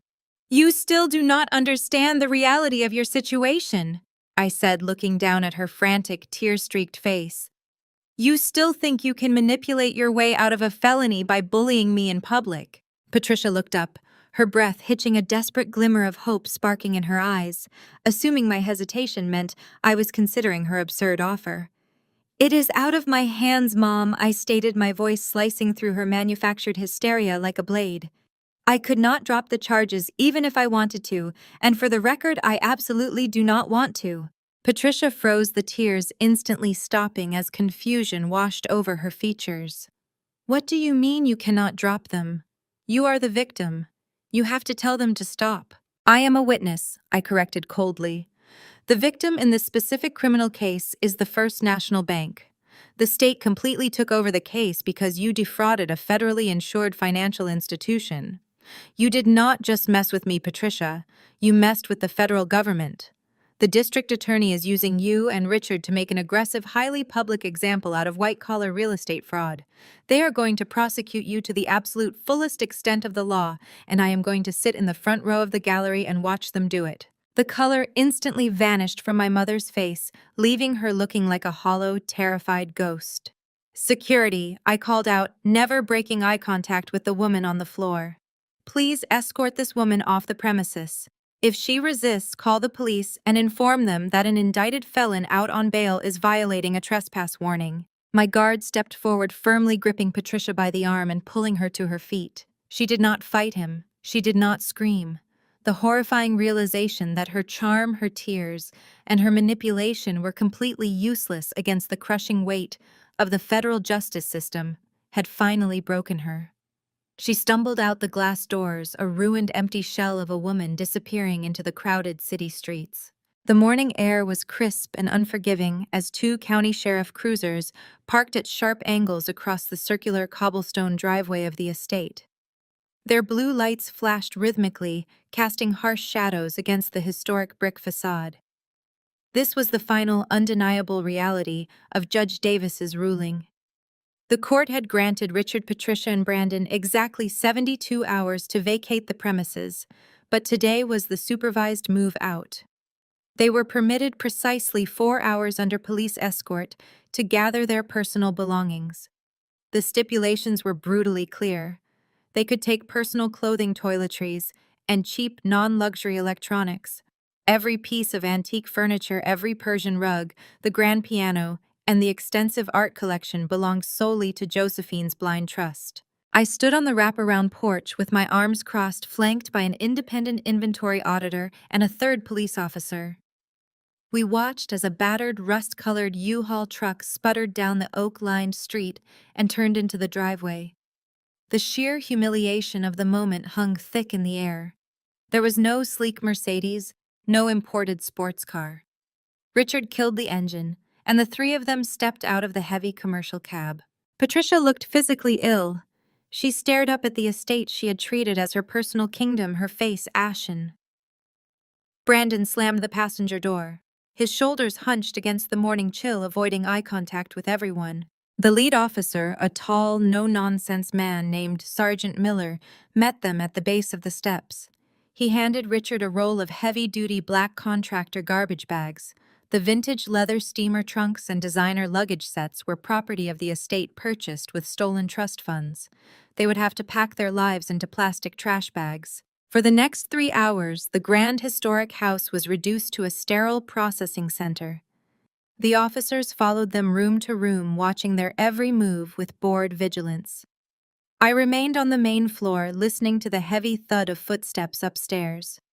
Patricia wept openly in the master suite. As the auditor denied her request to take a velvet chaise lounge she claimed she had purchased herself. The auditor simply pointed to the corresponding receipt in the trust ledger and instructed her to keep moving. Richard packed in complete hollow silence. He dragged black plastic bags filled with slacks and sweaters down the grand staircase, his face devoid of any emotion. He looked like a man who had finally realized he was entirely out of moves. But the true spectacle was happening outside the property line. The flashing police lights had acted as a beacon for the affluent, incredibly nosy residents of the neighborhood. These were the same people Patricia had spent the last decade trying to impress. Mrs. Gable, the formidable president of the local country club, stood at the end of her manicured driveway, clutching a steaming mug of coffee. Beside her stood the wives of two prominent bank executives. They were openly watching as Patricia Wilson, the woman who used to host lavish catered garden parties, dragged a black garbage bag full of shoes across the wet asphalt and heaved it into the back of a rented U-Haul. It was absolute social death broadcast live to the exact audience Patricia feared most. She tried to hide her face behind her messy hair, her shoulders shaking with fresh sobs as she scrambled back inside the house. As the 4-hour window neared its end, the tension inside the estate reached a boiling point. Brandon was the last to come downstairs. He moved quickly, his jaw tight, carrying a bulky rectangular object wrapped heavily in a thick wool coat. He kept his head down, aiming straight for the front doors. "Hold on a second," Sergeant Miller said, stepping squarely into Brandon's path. The officer's voice was calm, but carried an undeniable edge of authority. "Let me see what you have wrapped up there." "It is just a mirror," Brandon snapped, his voice pitching higher with panic. "It is my personal property. Move out of my way. I am just trying to leave." Sergeant Miller did not move an inch. "Put it on the table and unwrap it," he commanded. Brandon hesitated, his eyes darting frantically toward the exit. He clutched the object tighter to his chest. "I said it is mine. You have no right to search my personal items." The officer placed his hand deliberately on his heavy utility belt.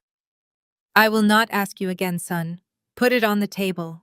Slowly, his hands shaking violently, Brandon lowered the object onto the mahogany console table. He pulled back the folds of the wool coat.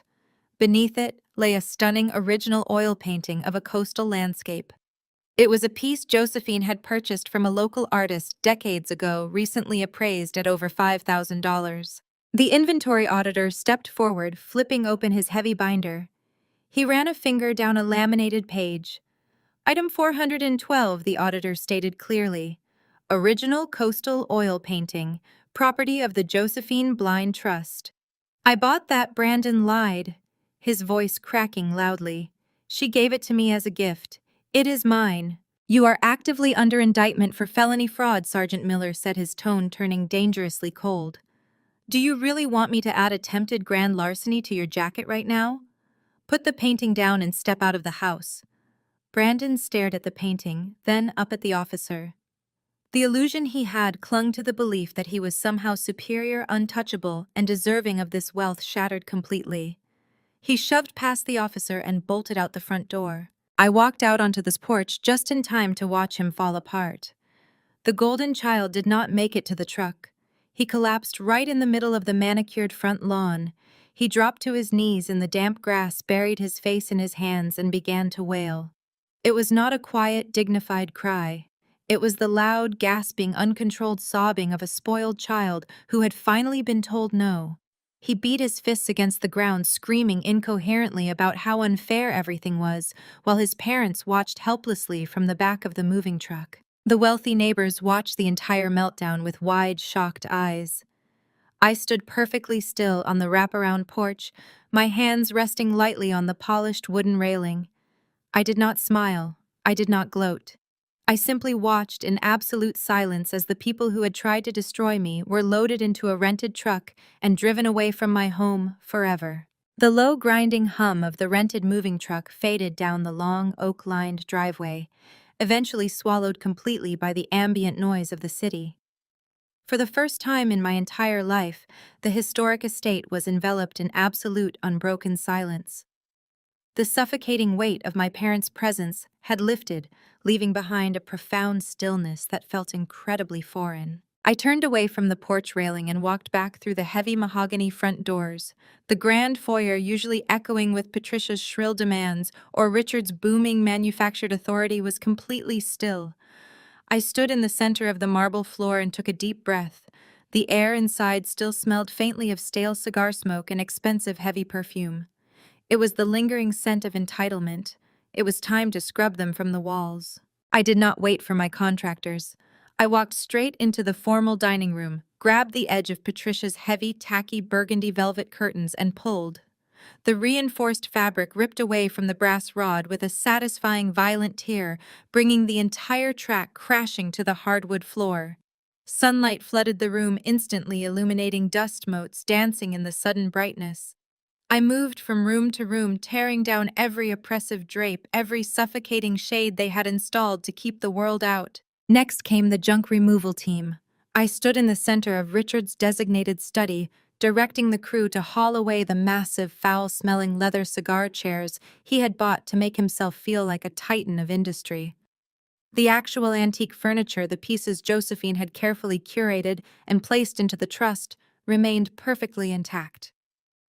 But the cheap, gaudy modifications my parents had brought in to mask their lack of taste were dragged out the front door and tossed unceremoniously into a commercial dumpster. With every piece of trash removed, the estate seemed to breathe easier. I know I certainly did. But true healing required more than just throwing away the past. It required building something new. I walked out the back doors and across the sprawling lawn toward the carriage house. Just a few months ago, this was the site of my ultimate humiliation. This was the door they had locked behind me during a freezing Thanksgiving blizzard, leaving me to freeze while they laughed inside. Now it was the foundation of my future. My botanical design team arrived the next morning, pulling up in a fleet of commercial vans. We did not just clean the carriage house, we completely gutted the interior. The dark, cramped walls Brandon had insisted on keeping were smashed into drywall dust by swinging sledgehammers.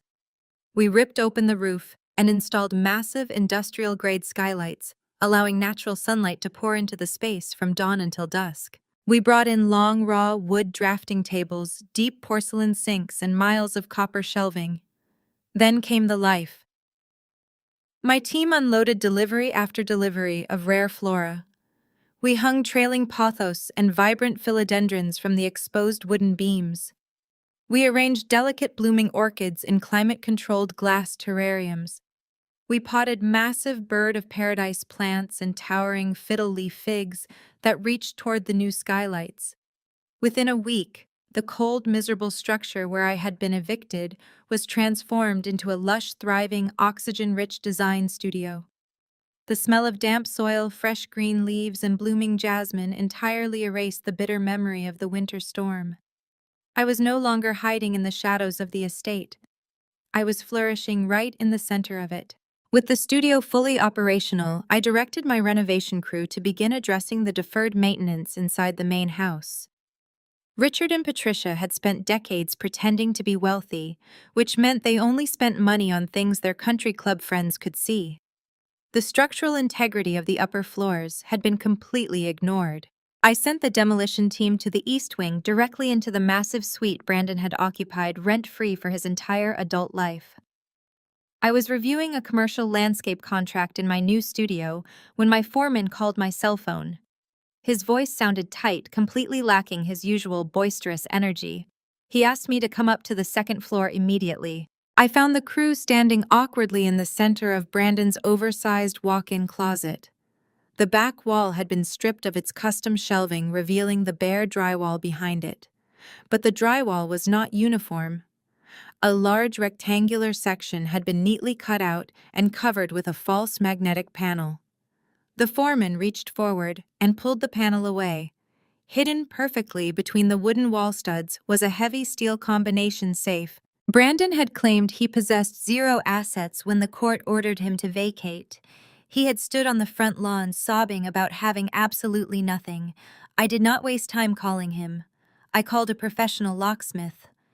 It took the technician 45 minutes and a high-powered industrial drill to bypass the locking mechanism. The heavy steel door swung open with a harsh metallic groan. I stepped forward expecting to find hidden cash, or perhaps the corporate documents he used for his fake tech company. Instead, the safe was completely empty of money. Lying at the bottom of the steel box was a thick, disorganized stack of yellowing paper. I reached in and pulled the stack out. They were receipts, dozens of them. I flipped through the stiff, carbon-copied papers, my blood running entirely cold, as I read the stamped letterheads. They were from high-end pawn shops and private estate jewelers located 3 towns over. I read the handwritten inventory descriptions carefully scrawled on each ticket. A vintage emerald and platinum brooch, a diamond tennis bracelet with a broken clasp, a heavy antique gold wedding band. My stomach plummeted. These were not random items. These were the exact descriptions of Grandma Josephine's most prized, valuable heirloom jewelry. For years, Patricia had loudly and tragically complained to anyone who would listen that Josephine had started losing her mind and misplacing her valuables in her old age. Patricia had used those missing items as the primary justification for seeking medical control over my grandmother. The betrayal ran so much deeper than corporate fraud or a forged line of credit. They had not just stolen her business capital. Brandon and my parents had systematically robbed their own mother of her personal heirlooms, fenced them in neighboring towns, and then used the resulting disappearances to falsely paint her as senile. They had built their entire empire on the physical and emotional cannibalization of the woman who gave them everything. The pawnshop receipts were the final devastating nail in the coffin. I did not confront my parents or Brandon with my discovery. I did not give them the opportunity to manufacture excuses or spin another web of lies. I simply placed the thick stack of yellowing paper into a secure manila folder and handed it directly to the district attorney. The prosecutor used the newly unearthed evidence of calculated elder abuse and theft to utterly crush whatever remaining legal defense my parents had left. 6 months later, I sat in the front row of the gallery in the county courthouse. The air inside the courtroom smelled of floor wax and old wood, heavy with the sterile, unforgiving machinery of the justice system. The heavy oak doors at the side of the room swung open, and Richard and Patricia were led to the defense table by a bailiff. They were not wearing handcuffs, but they moved as if they carried heavy iron chains. The bespoke suits and designer dresses were gone. Patricia wore a plain, inexpensive beige blouse that washed out her complexion, and Richard wore a faded gray jacket that hung loosely off his diminishing frame. They looked incredibly small, entirely stripped of the arrogant authority they had used to terrorize me for years. The defense attorney had spent weeks begging the prosecutor for leniency. Because it was their first criminal offense, and due to their advancing age, the district attorney had offered a final plea deal.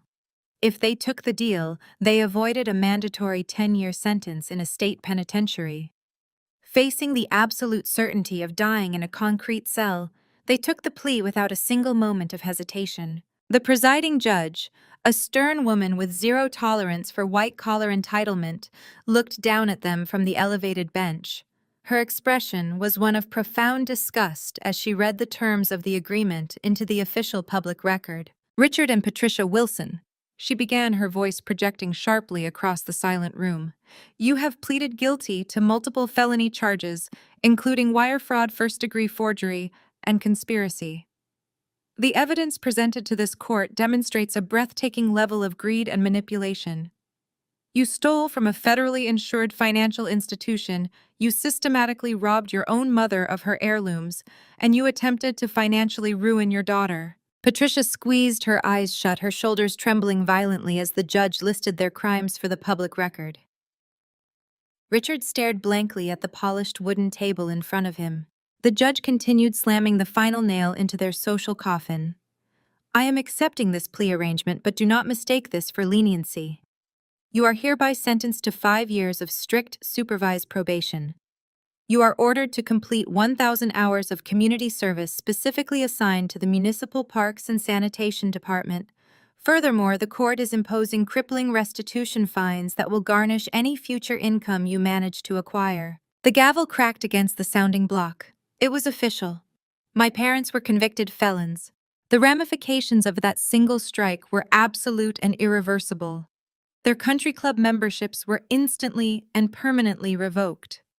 Their entire social circle, the wealthy neighbors, the bank executives, and the affluent society wives they had spent decades trying to impress severed all contact overnight.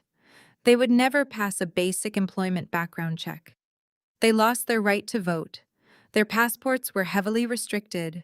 They would spend the next 5 years submitting to random drug tests and weekly check-ins with a gruff probation officer. Their social standing was not just damaged, it was permanently eradicated. They would spend their weekends wearing bright orange safety vests, picking up trash along the county highways in full view of the public. Before the hearing officially concluded, the judge looked directly at me. The court recognizes the primary victim in this case. Miss Wilson, do you wish to make a statement? I stood up from the hard wooden bench and smoothed the front of my dark green tailored dress. The gallery was dead silent as I walked down the center aisle and took my place at the podium. I did not cry. I did not raise my voice. I did not display a single ounce of the manufactured hysteria Patricia had weaponized throughout my entire childhood. I adjusted the microphone, looking directly at the defense table. Patricia stared at the floor, tears streaming down her pale cheeks, unable to look at the daughter she had thrown out into a blizzard.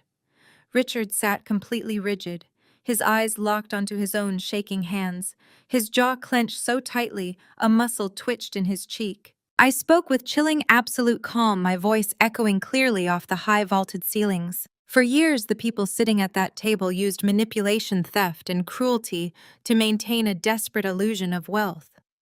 They stole from the woman who raised them, fencing her personal heirlooms to fund a lavish lifestyle while claiming she was losing her mind.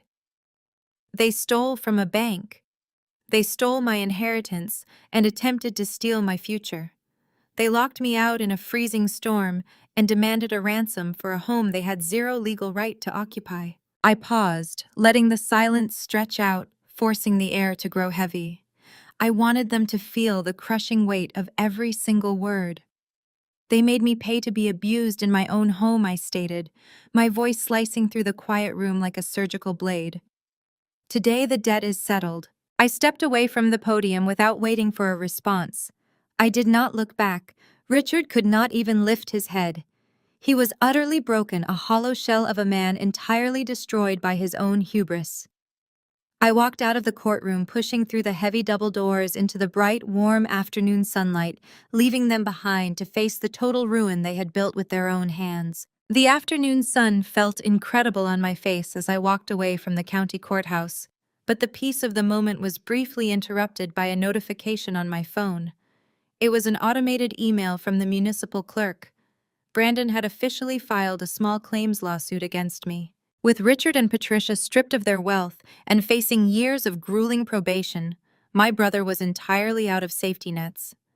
The bank of Mom and Dad was permanently closed. His fraudulent tech startup had evaporated the moment the district attorney seized the fake corporate accounts. Desperation breeds delusion, and Brandon was the most delusional of them all. He was suing me for exactly $10,000, which was the maximum limit for small claims court in our jurisdiction. The stated reason on the filing was sweat equity and property management compensation. He genuinely believed he deserved to be paid for the years he spent living rent-free on our grandmother's estate, destroying the property I had painstakingly restored. 2 weeks later, I found myself sitting in a cramped, brightly lit municipal courtroom. Small claims court lacked the heavy oak and dramatic weight of the criminal courts. It resembled a sterile municipal waiting room filled with frustrated landlords and bickering neighbors. I sat alone at the defendant's table, wearing a sharp charcoal blazer. I did not hire an attorney. I did not need one. Brandon sat at the plaintiff's table looking utterly frantic. His designer suit hung loosely on his frame, unpressed and stained at the cuff. He kept shifting his weight, bouncing his knee rapidly, and glaring at me across the center aisle. When the municipal judge finally called our case, Brandon leaped to his feet. "Your Honor." Brandon began attempting to project his old manufactured confidence. "For years I acted as the primary caretaker of the carriage house property. I maintained the grounds. I managed the upkeep. I invested my own sweat equity into improving the space. When my sister illegally locked me out, she essentially stole the value of my labor. I am simply asking for fair compensation for the improvements I made to her estate." The judge, an older man with tired eyes and zero patience for nonsense, peered over his reading glasses. He looked at Brandon, then turned his gaze to me. "Miss Wilson, how do you respond to the plaintiff's claims of property improvement?" I stood up slowly and picked up a heavy black 3-ring binder from my table. I approached the bench and handed it to the bailiff, who passed it up to the judge. "I respond with photographic evidence, Your Honor," I stated, keeping my voice perfectly level. "Inside that binder, you will find date-stamped photographs of the carriage house, taken the exact morning of the court-ordered eviction." The judge opened the binder. The courtroom was so quiet, I could hear the thick plastic pages turning. "You will see the holes the plaintiff punched into the drywall," I continued calmly. "You will see the burn marks on the original hardwood floors. You will see the rotting garbage left piled in the corners, and the custom cabinetry he tore out in a fit of rage. Furthermore, if you turn to tab 3, you will find unpaid utility bills totaling over $2,000, all listed under his name, which I had to settle out of my own pocket to restore power to the building. Tab 4 contains the invoices from the hazardous waste removal team I had to hire just to make the space safe to breathe in." Brandon's face flushed a deep, angry crimson. He gripped the edge of his table. "That is a total lie," he shouted, his voice cracking in the small room.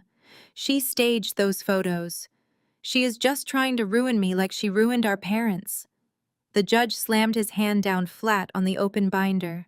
The sharp crack echoed loudly, instantly silencing my brother. "Mr. Wilson." The judge warned, his voice dangerously low. "I have been sitting on this bench for 20 years. Do not insult my intelligence by claiming these structural damages were staged. You are asking this court to award you $10,000 for destroying a property you had absolutely no legal right to occupy. It was my house." Brandon snapped back, completely losing his grip on reality. "I was the golden child. I was the one who was supposed to inherit it." "Your entitlement is not legally binding," the judge replied sharply. "This case is entirely without merit.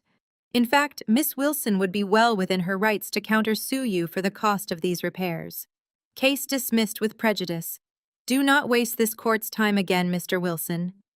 The entire proceeding had lasted exactly 8 minutes. Brandon stood frozen, his mouth opening and closing as the judge called the next case. He grabbed his disorganized stack of papers, shoved them into his battered leather briefcase, and stormed down the center aisle. I gathered my things at a leisurely pace and followed him out into the bustling municipal hallway. Brandon was pacing near the elevator banks, his hands pulling frantically at his hair.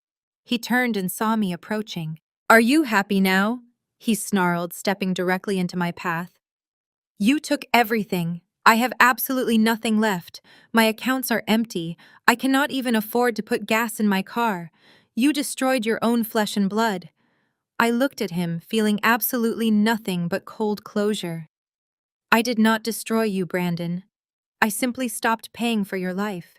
You destroyed yourself the moment you decided my hard work belonged to you." Before he could formulate another pathetic excuse, the heavy glass doors of the courthouse swung open. A man in a sharp gray suit walked purposefully toward us. He held a thick manila envelope in his right hand. He bypassed me completely and stepped directly in front of my brother. "Brandon Wilson?" the man asked. Brandon scowled at him. "Who is asking?" The man pressed the thick envelope firmly against Brandon's chest. "You have been served." Brandon fumbled with the envelope, ripping the top open. He pulled out a thick stack of legal documents. His eyes scanned the first page, and all the remaining color drained from his face. "What is this?" he whispered, his voice trembling. I am a representative for Monique's legal counsel, the man stated smoothly. She is filing for immediate dissolution of marriage. Enclosed is also an emergency court order freezing all joint assets, as well as a garnishment order targeting your personal checking account for unpaid marital debts. Monique was a shark.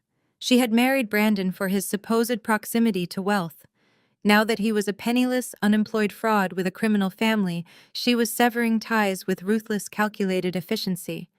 She was not just leaving him. She had instructed her lawyers to drain the very last dollars he had hidden away in his personal accounts. Brandon stared at the divorce papers, his hands shaking so violently he nearly dropped them. He looked up at me, his eyes wide and completely hollow. He had no parents left to bail him out. He had no wife to support his delusions. He had no home, no money, and no future. He was finally and truly, entirely destitute. I stepped onto the elevator, pressed the button for the lobby, and watched the heavy metal doors slide shut on my brother's ruined life. 6 months passed in a blur of rampant, unchecked growth. With the toxic weight of my family finally excised from my life, I poured every ounce of my energy into my botanical design firm. The downtown tech campus atrium project was a massive success, earning a feature in a prominent architectural digest. That single article created a domino effect. Within weeks, my firm was booked solid for the next 2 years, securing contracts with boutique hotels, upscale restaurants, and private residential estates across the city. The carriage house, once my freezing prison, was now the beating heart of my operation. It was a sun-drenched, oxygen-rich sanctuary filled with drafting tables, soil bins, and hundreds of thriving exotic plants. But the most profound transformation had taken place inside the main estate. With the legal battles definitively concluded, I had finally reclaimed my grandmother's home. I spent the spring months undoing decades of Patricia's superficial damage. The heavy, oppressive velvet drapes were gone. The gaudy imitation gold fixtures were ripped out and replaced with clean, modern lines that complemented Josephine's original antique furniture. I opened every window, allowing the ocean breeze to sweep through the long corridors, permanently banishing the stale smell of Richard's cigars and my mother's heavy perfume. To mark the official rebirth of the estate, I decided to host a garden gala. I wanted to fill the grounds with light laughter and people who actually cared about one another. The contrast between my gala and the parties my parents used to throw was absolute. Patricia's gatherings had always been rigid, performative events. They were stressful, high-stakes theatrical productions designed to project an illusion of extreme wealth. Guests would stand around stiffly judging one another over sterile plates of overpriced caviar and ice sculptures, terrified of making a social misstep. My gala was entirely different. I hired a local farm-to-table catering company that set up rustic wooden tasting stations across the sprawling back lawn. A lively jazz quartet played warmly from the wraparound porch, their music blending perfectly with the sound of the distant ocean.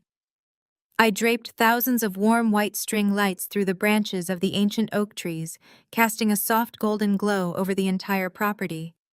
The estate was filled with massive custom floral installations my team and I had designed specifically for the occasion, featuring night-blooming jasmine, cascading orchids, and vibrant birds of paradise. The guest list consisted of my dedicated staff, my loyal clients, and the people who had stood by me when I had absolutely nothing. Meredith, my fierce and brilliant attorney, arrived wearing a stunning emerald green pantsuit. She was laughing loudly, holding a glass of champagne, completely off the clock, and thoroughly enjoying the atmosphere. Beside her stood Mr. Thorne, the meticulous independent auditor and estate trustee, who had helped me uncover the depths of my family's financial crimes.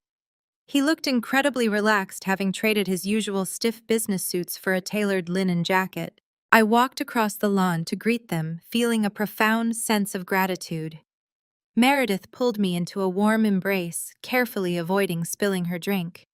"You threw a spectacular party," Sydney Meredith said, her eyes scanning the glowing gardens. "This house finally feels alive. It feels exactly the way it was always meant to feel." Mr. Thorne raised his glass toward me in a quiet salute. Your grandmother would be incredibly proud of you, Sydney. You did not just protect her legacy, you completely revitalized it. She always knew you had the spine to do what needed to be done. I smiled, clinking my glass against theirs. I could not have done any of it without the two of you. You gave me the tools to fight back when I was entirely backed into a corner. Tonight is a celebration for all of us. I spent the next 2 hours moving seamlessly through the crowd. There was no posturing, no fake pleasantries, and no hidden agendas. I watched my lead botanical designer dancing barefoot on the grass. I saw my newest corporate client sharing a plate of artisan cheeses with my security guard.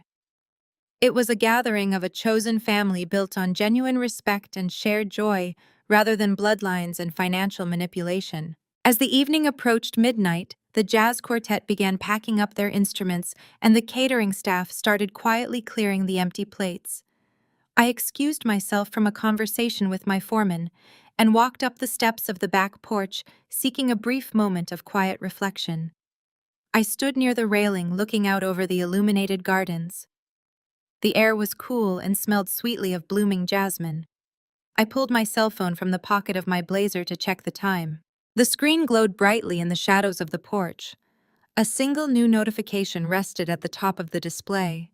It was an email from a random, unfamiliar address, but the subject line consisted of just one word: Sydney.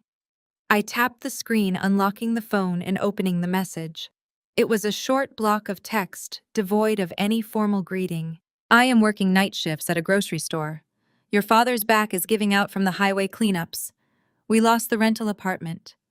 We have absolutely nothing left. Please, Sydney. I stared at the glowing letters for a long moment. I did not feel a sudden rush of guilt. I did not feel a familiar conditioned urge to rescue them from the consequences of their own actions. The words were a calculated attempt to manufacture pity, a desperate play from a woman who had once stood in a luxury kitchen and told me I deserved to freeze on the streets. They had fenced my grandmother's jewelry, drained her accounts, forged bank loans, and tried to strip me of everything I owned just to fund their vanity. Now stripped of their stolen wealth and their country club status, they were finally experiencing the exact reality they had so casually tried to inflict upon me. I did not type a reply. I did not forward the message to my lawyer. I simply pressed the delete button, watching the email vanish permanently into the digital trash bin. I locked my phone and slid it back into my pocket. From the lawn below, Meredith called my name, waving a fresh glass of champagne in my direction. I turned away from the dark edges of the property, stepped back into the warmth of the light, and walked down the stairs to join my real family. I stopped at the bottom of the porch stairs, the lively jazz music washing over me. My hand was still buried deep in my blazer pocket, my fingers tightly gripping the cold metal of my phone. I had deleted the email. I had intended to walk away. But a deeply ingrained, insidious reflex suddenly seized my chest. It was guilt. It was the heavy, suffocating conditioning that Patricia and Richard had spent 3 decades installing in my brain. They had trained me from childhood to be their emotional sponge and their ultimate safety net. A tiny, treacherous voice in the back of my mind whispered that they were suffering. I pictured Richard, a man who once arrogantly wore custom-tailored suits, groaning in pain as he struggled to lift heavy trash bags on the side of a public highway. I pictured Patricia, whose biggest concern used to be the thread count of her imported table linen, standing on her aching feet for 8 hours under the harsh fluorescent lights of a grocery store checkout lane. They were completely stripped of their dignity. They had no home. They had no money. The conditioned guilt tried to convince me that they had finally been punished enough. They were still my parents, the voice reasoned. Surely letting them sleep on the street was a step too far. I took a sharp breath of the cool ocean air and closed my eyes.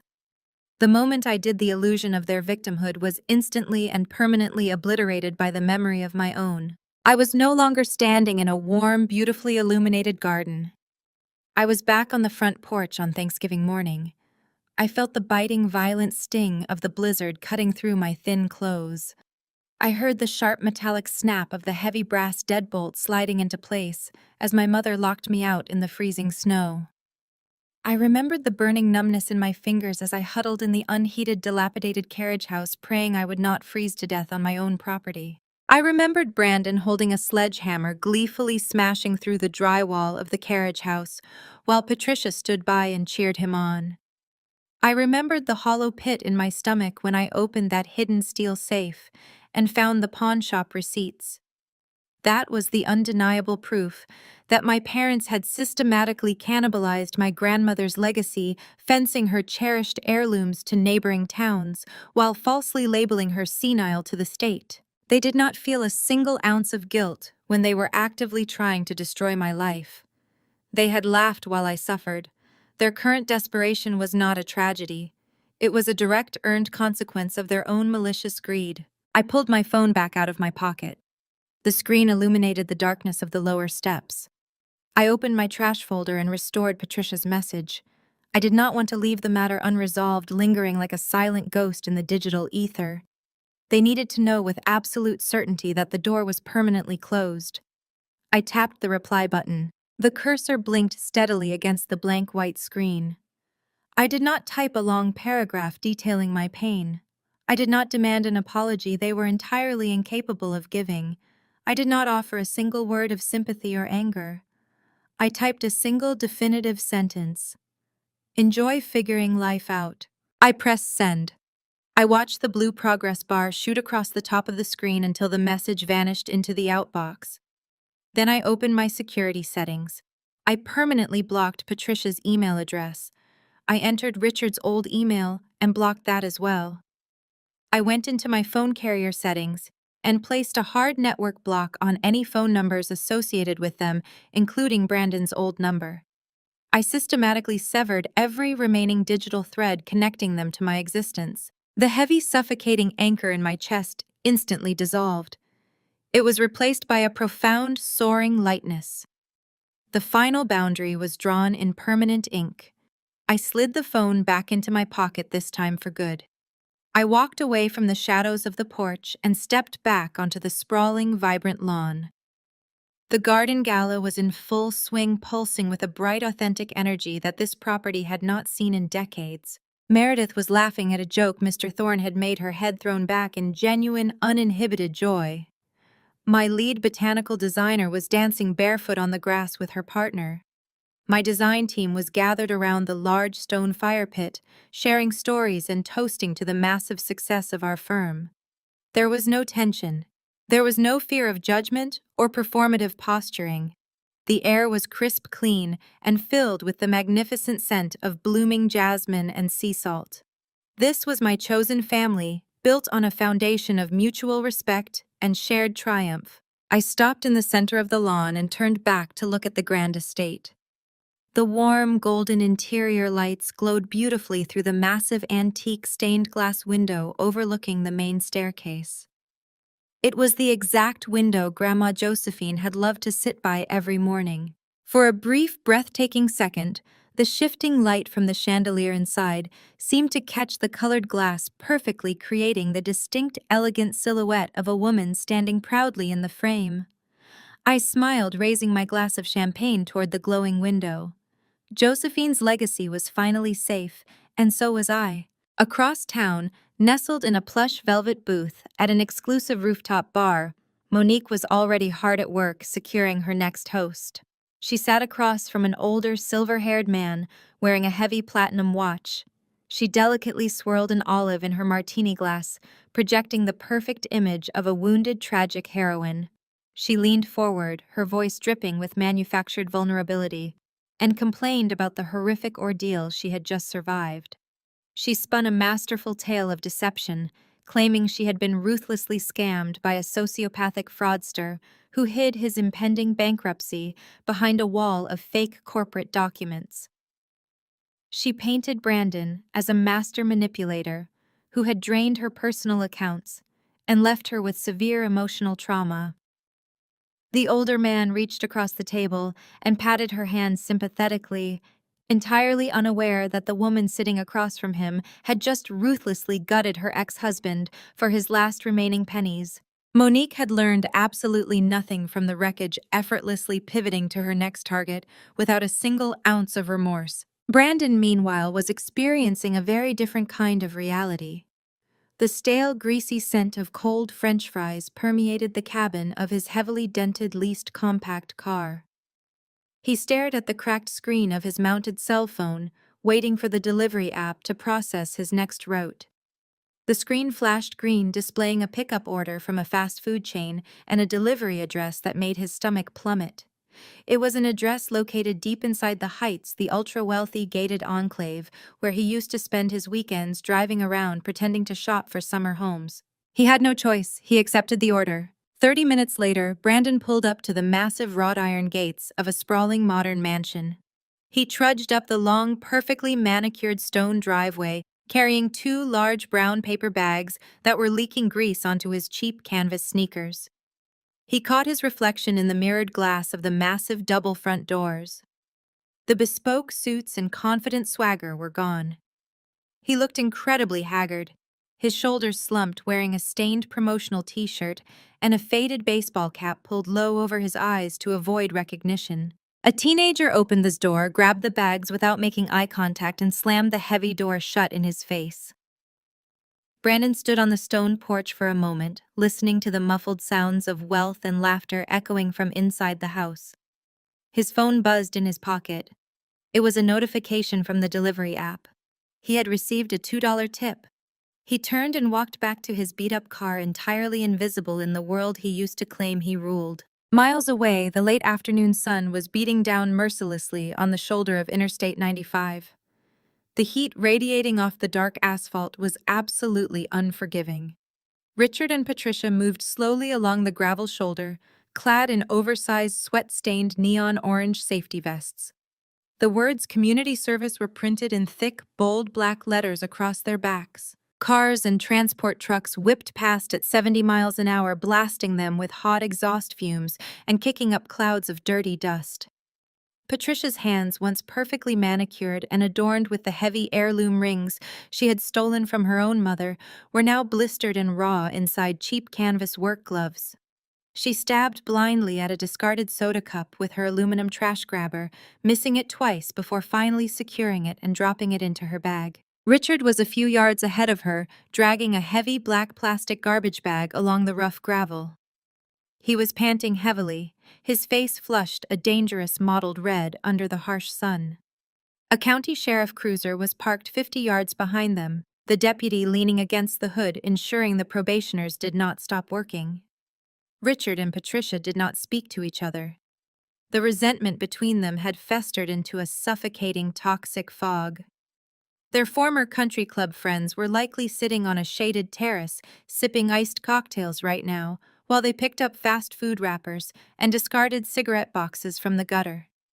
They had spent their entire lives looking down on manual laborers, viewing them as entirely beneath their social class. Now they were the ones wearing neon vests, publicly humiliated on the side of a noisy highway. A low, powerful rumble approached from the westbound lane. It was not the usual chaotic roar of a commercial semi-truck. Patricia paused, wiping the sweat from her forehead with the back of her canvas glove, and looked up. A fleet of 3 pristine charcoal gray commercial vehicles was driving past in perfect formation. They were massive, heavily customized transport trucks, hauling incredibly expensive, mature, exotic trees and custom copper planters toward a high-end commercial district downtown. On the side of the lead truck, catching the harsh afternoon sun perfectly, was a massive, elegant logo rendered in gleaming gold leaf. It bore the name of my botanical design firm. Patricia stopped dead in her tracks. Her eyes widened, tracking the gleaming gold letters as the trucks roared past, kicking up a strong gust of wind that rustled her oversized neon vest. The reality of the moment crashed down on her with the force of a physical blow. The daughter she had constantly mocked, the child she had labeled a glorified lawnmower and thrown out into a blizzard, was now commanding a fleet of luxury design vehicles. I was quite literally paving the city with gold while she stood in the dirt picking up trash. The aluminum trash grabber slipped from Patricia's trembling fingers, hitting the asphalt with a hollow metallic clatter as she stood entirely frozen in the dust. Exactly 1 year had passed since the day my life was supposed to end. I woke up on Thanksgiving morning to the soft golden light of late autumn streaming through the massive bay windows of the master bedroom. I did not wake up shivering violently on a damp cot in an unheated carriage house. I woke up in Grandma Josephine's antique four-poster bed, wrapped in heavy, luxurious down comforters. The estate was completely silent for only a few minutes before the pleasant, chaotic energy of the holiday began to unfold. I walked downstairs, my bare feet sinking into the thick plush rugs I had carefully selected to replace Patricia's sterile, pretentious marble flooring. The house smelled incredibly warm. It was a rich, savory blend of roasting turkey, fresh sage, sweet cinnamon, and the sharp, clean scent of the fresh pine garlands my botanical team had draped across the grand staircase and over the stone fireplaces. Last year, this house was a frozen mausoleum of fake wealth, forced compliance, and vicious hostility. Today, it was a vibrant sanctuary of genuine joy. I spent the entire morning in the sprawling, modernized kitchen, alongside my lead botanical designer and my construction foreman. We were not discussing profit margins or stressful corporate contracts. We were laughing loudly over a massive ceramic bowl of homemade stuffing, drinking steaming mugs of hot apple cider, and completely ignoring the rigid, formal holiday rules my mother used to violently enforce. My foreman was currently attempting to carve a decorative squash into the shape of a monstera leaf, failing miserably, but providing excellent entertainment for the rest of the room. By 2 o'clock in the afternoon, the guests began to arrive. The heavy oak front doors, the exact doors I had been locked out of 12 months ago, while a blizzard raged around me, were thrown wide open. The crisp, cold air rushed in carrying the distinct scent of impending snow, but it was immediately chased away by the roaring, crackling fire burning in the entryway hearth. Meredith arrived first. My fierce, brilliant attorney had traded her usual sharp business suits for a cozy, oversized knit sweater and tall boots. She walked in carrying 3 incredibly expensive bottles of red wine and immediately pulled me into a massive, genuine hug. Mr. Thorne arrived shortly after her, accompanied by his wife. The meticulous independent auditor looked completely at ease, handing me a freshly baked cherry pie and marveling at the elaborate floral arrangements cascading from the ceiling beams. Soon the house was filled to the absolute brim. Over 40 people had RSVP'd to my Thanksgiving dinner.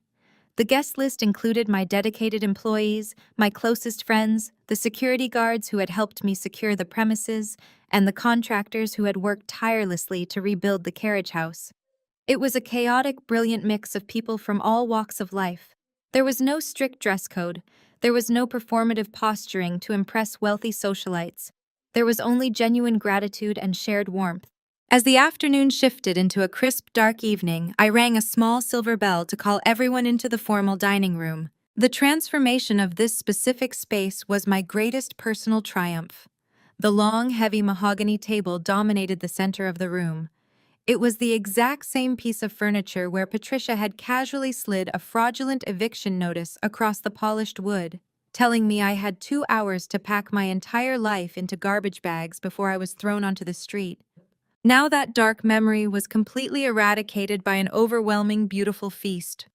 We had placed a massive, perfectly roasted turkey at the center, surrounded by dozens of heirloom ceramic bowls filled with garlic mashed potatoes, roasted root vegetables, candied yams, and fresh, crusty bread. Hundreds of warm white candles were scattered along the linen table runner, casting a flickering golden glow over the faces of my chosen family. I stood at the head of the table. This was the very spot Richard used to occupy when he delivered his pompous, self-serving speeches about the importance of bloodlines and financial dominance. I looked down the length of the table. 40 faces looked back at me, their eyes bright, their smiles completely authentic. The room grew naturally quiet.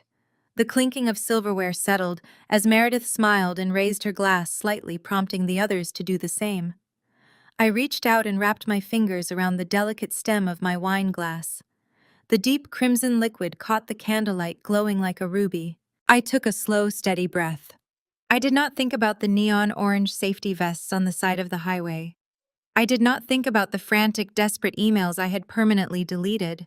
I did not dedicate a single second of my mental energy to the people who had tried to destroy me. They were completely and permanently erased from my narrative. I raised my glass high into the air. To the people in this room, I began, my voice clear and ringing with absolute certainty. You are the true foundation of this home. You prove to me that family is not something you are simply born into. It is a structure you build from the ground up using respect, loyalty, and unwavering kindness. I looked up toward the massive stained glass window at the far end of the room, watching the interior light reflect off the colored glass. I also want to toast to the woman who built this estate. Grandma Josephine knew the true value of hard work, and she knew the incredible strength required to protect what matters. She left me a legacy, but more importantly, she left me the spine to defend it. I looked back down the table, meeting the eyes of the people who had stood by me when I had absolutely nothing. To independence, I said, my voice filled with a profound, unshakable joy. To the beautiful, messy, incredible journey of building your own life. And to the absolute certainty that no one can ever take it away from you. A chorus of cheerful voices echoed my words back to me. Glasses clinked together in a melodic, joyful wave of celebration. Laughter erupted immediately, warm and resonant, filling every corner of the grand room. I took a sip of the rich, expensive wine, letting the smooth, bold taste settle on my tongue. I sat down at the head of the table. I watched my friends passing plates of food, sharing stories, and creating brilliant new memories over the mahogany wood. The winter snow outside began to fall, painting the world in a quiet, pristine white, but the freezing cold could no longer touch me. The ghosts of the past were permanently banished. The war was officially over. I took another slow sip of wine, completely enveloped by the sweet, undeniable taste of a life perfectly and permanently earned. The most profound lesson from this narrative is that true self-worth is never defined by the family you are born into, but by the unwavering resilience you cultivate entirely within yourself. When toxic relatives use strict manipulation and harsh belittlement to maintain control, silently walking away isn't an act of failure. It is the ultimate declaration of independence. These stories teach us that personal success is the best silencer of doubt, and that chosen families built upon mutual respect often provide the unconditional love that biological ties simply cannot. Share your own experiences with setting healthy boundaries and comment below.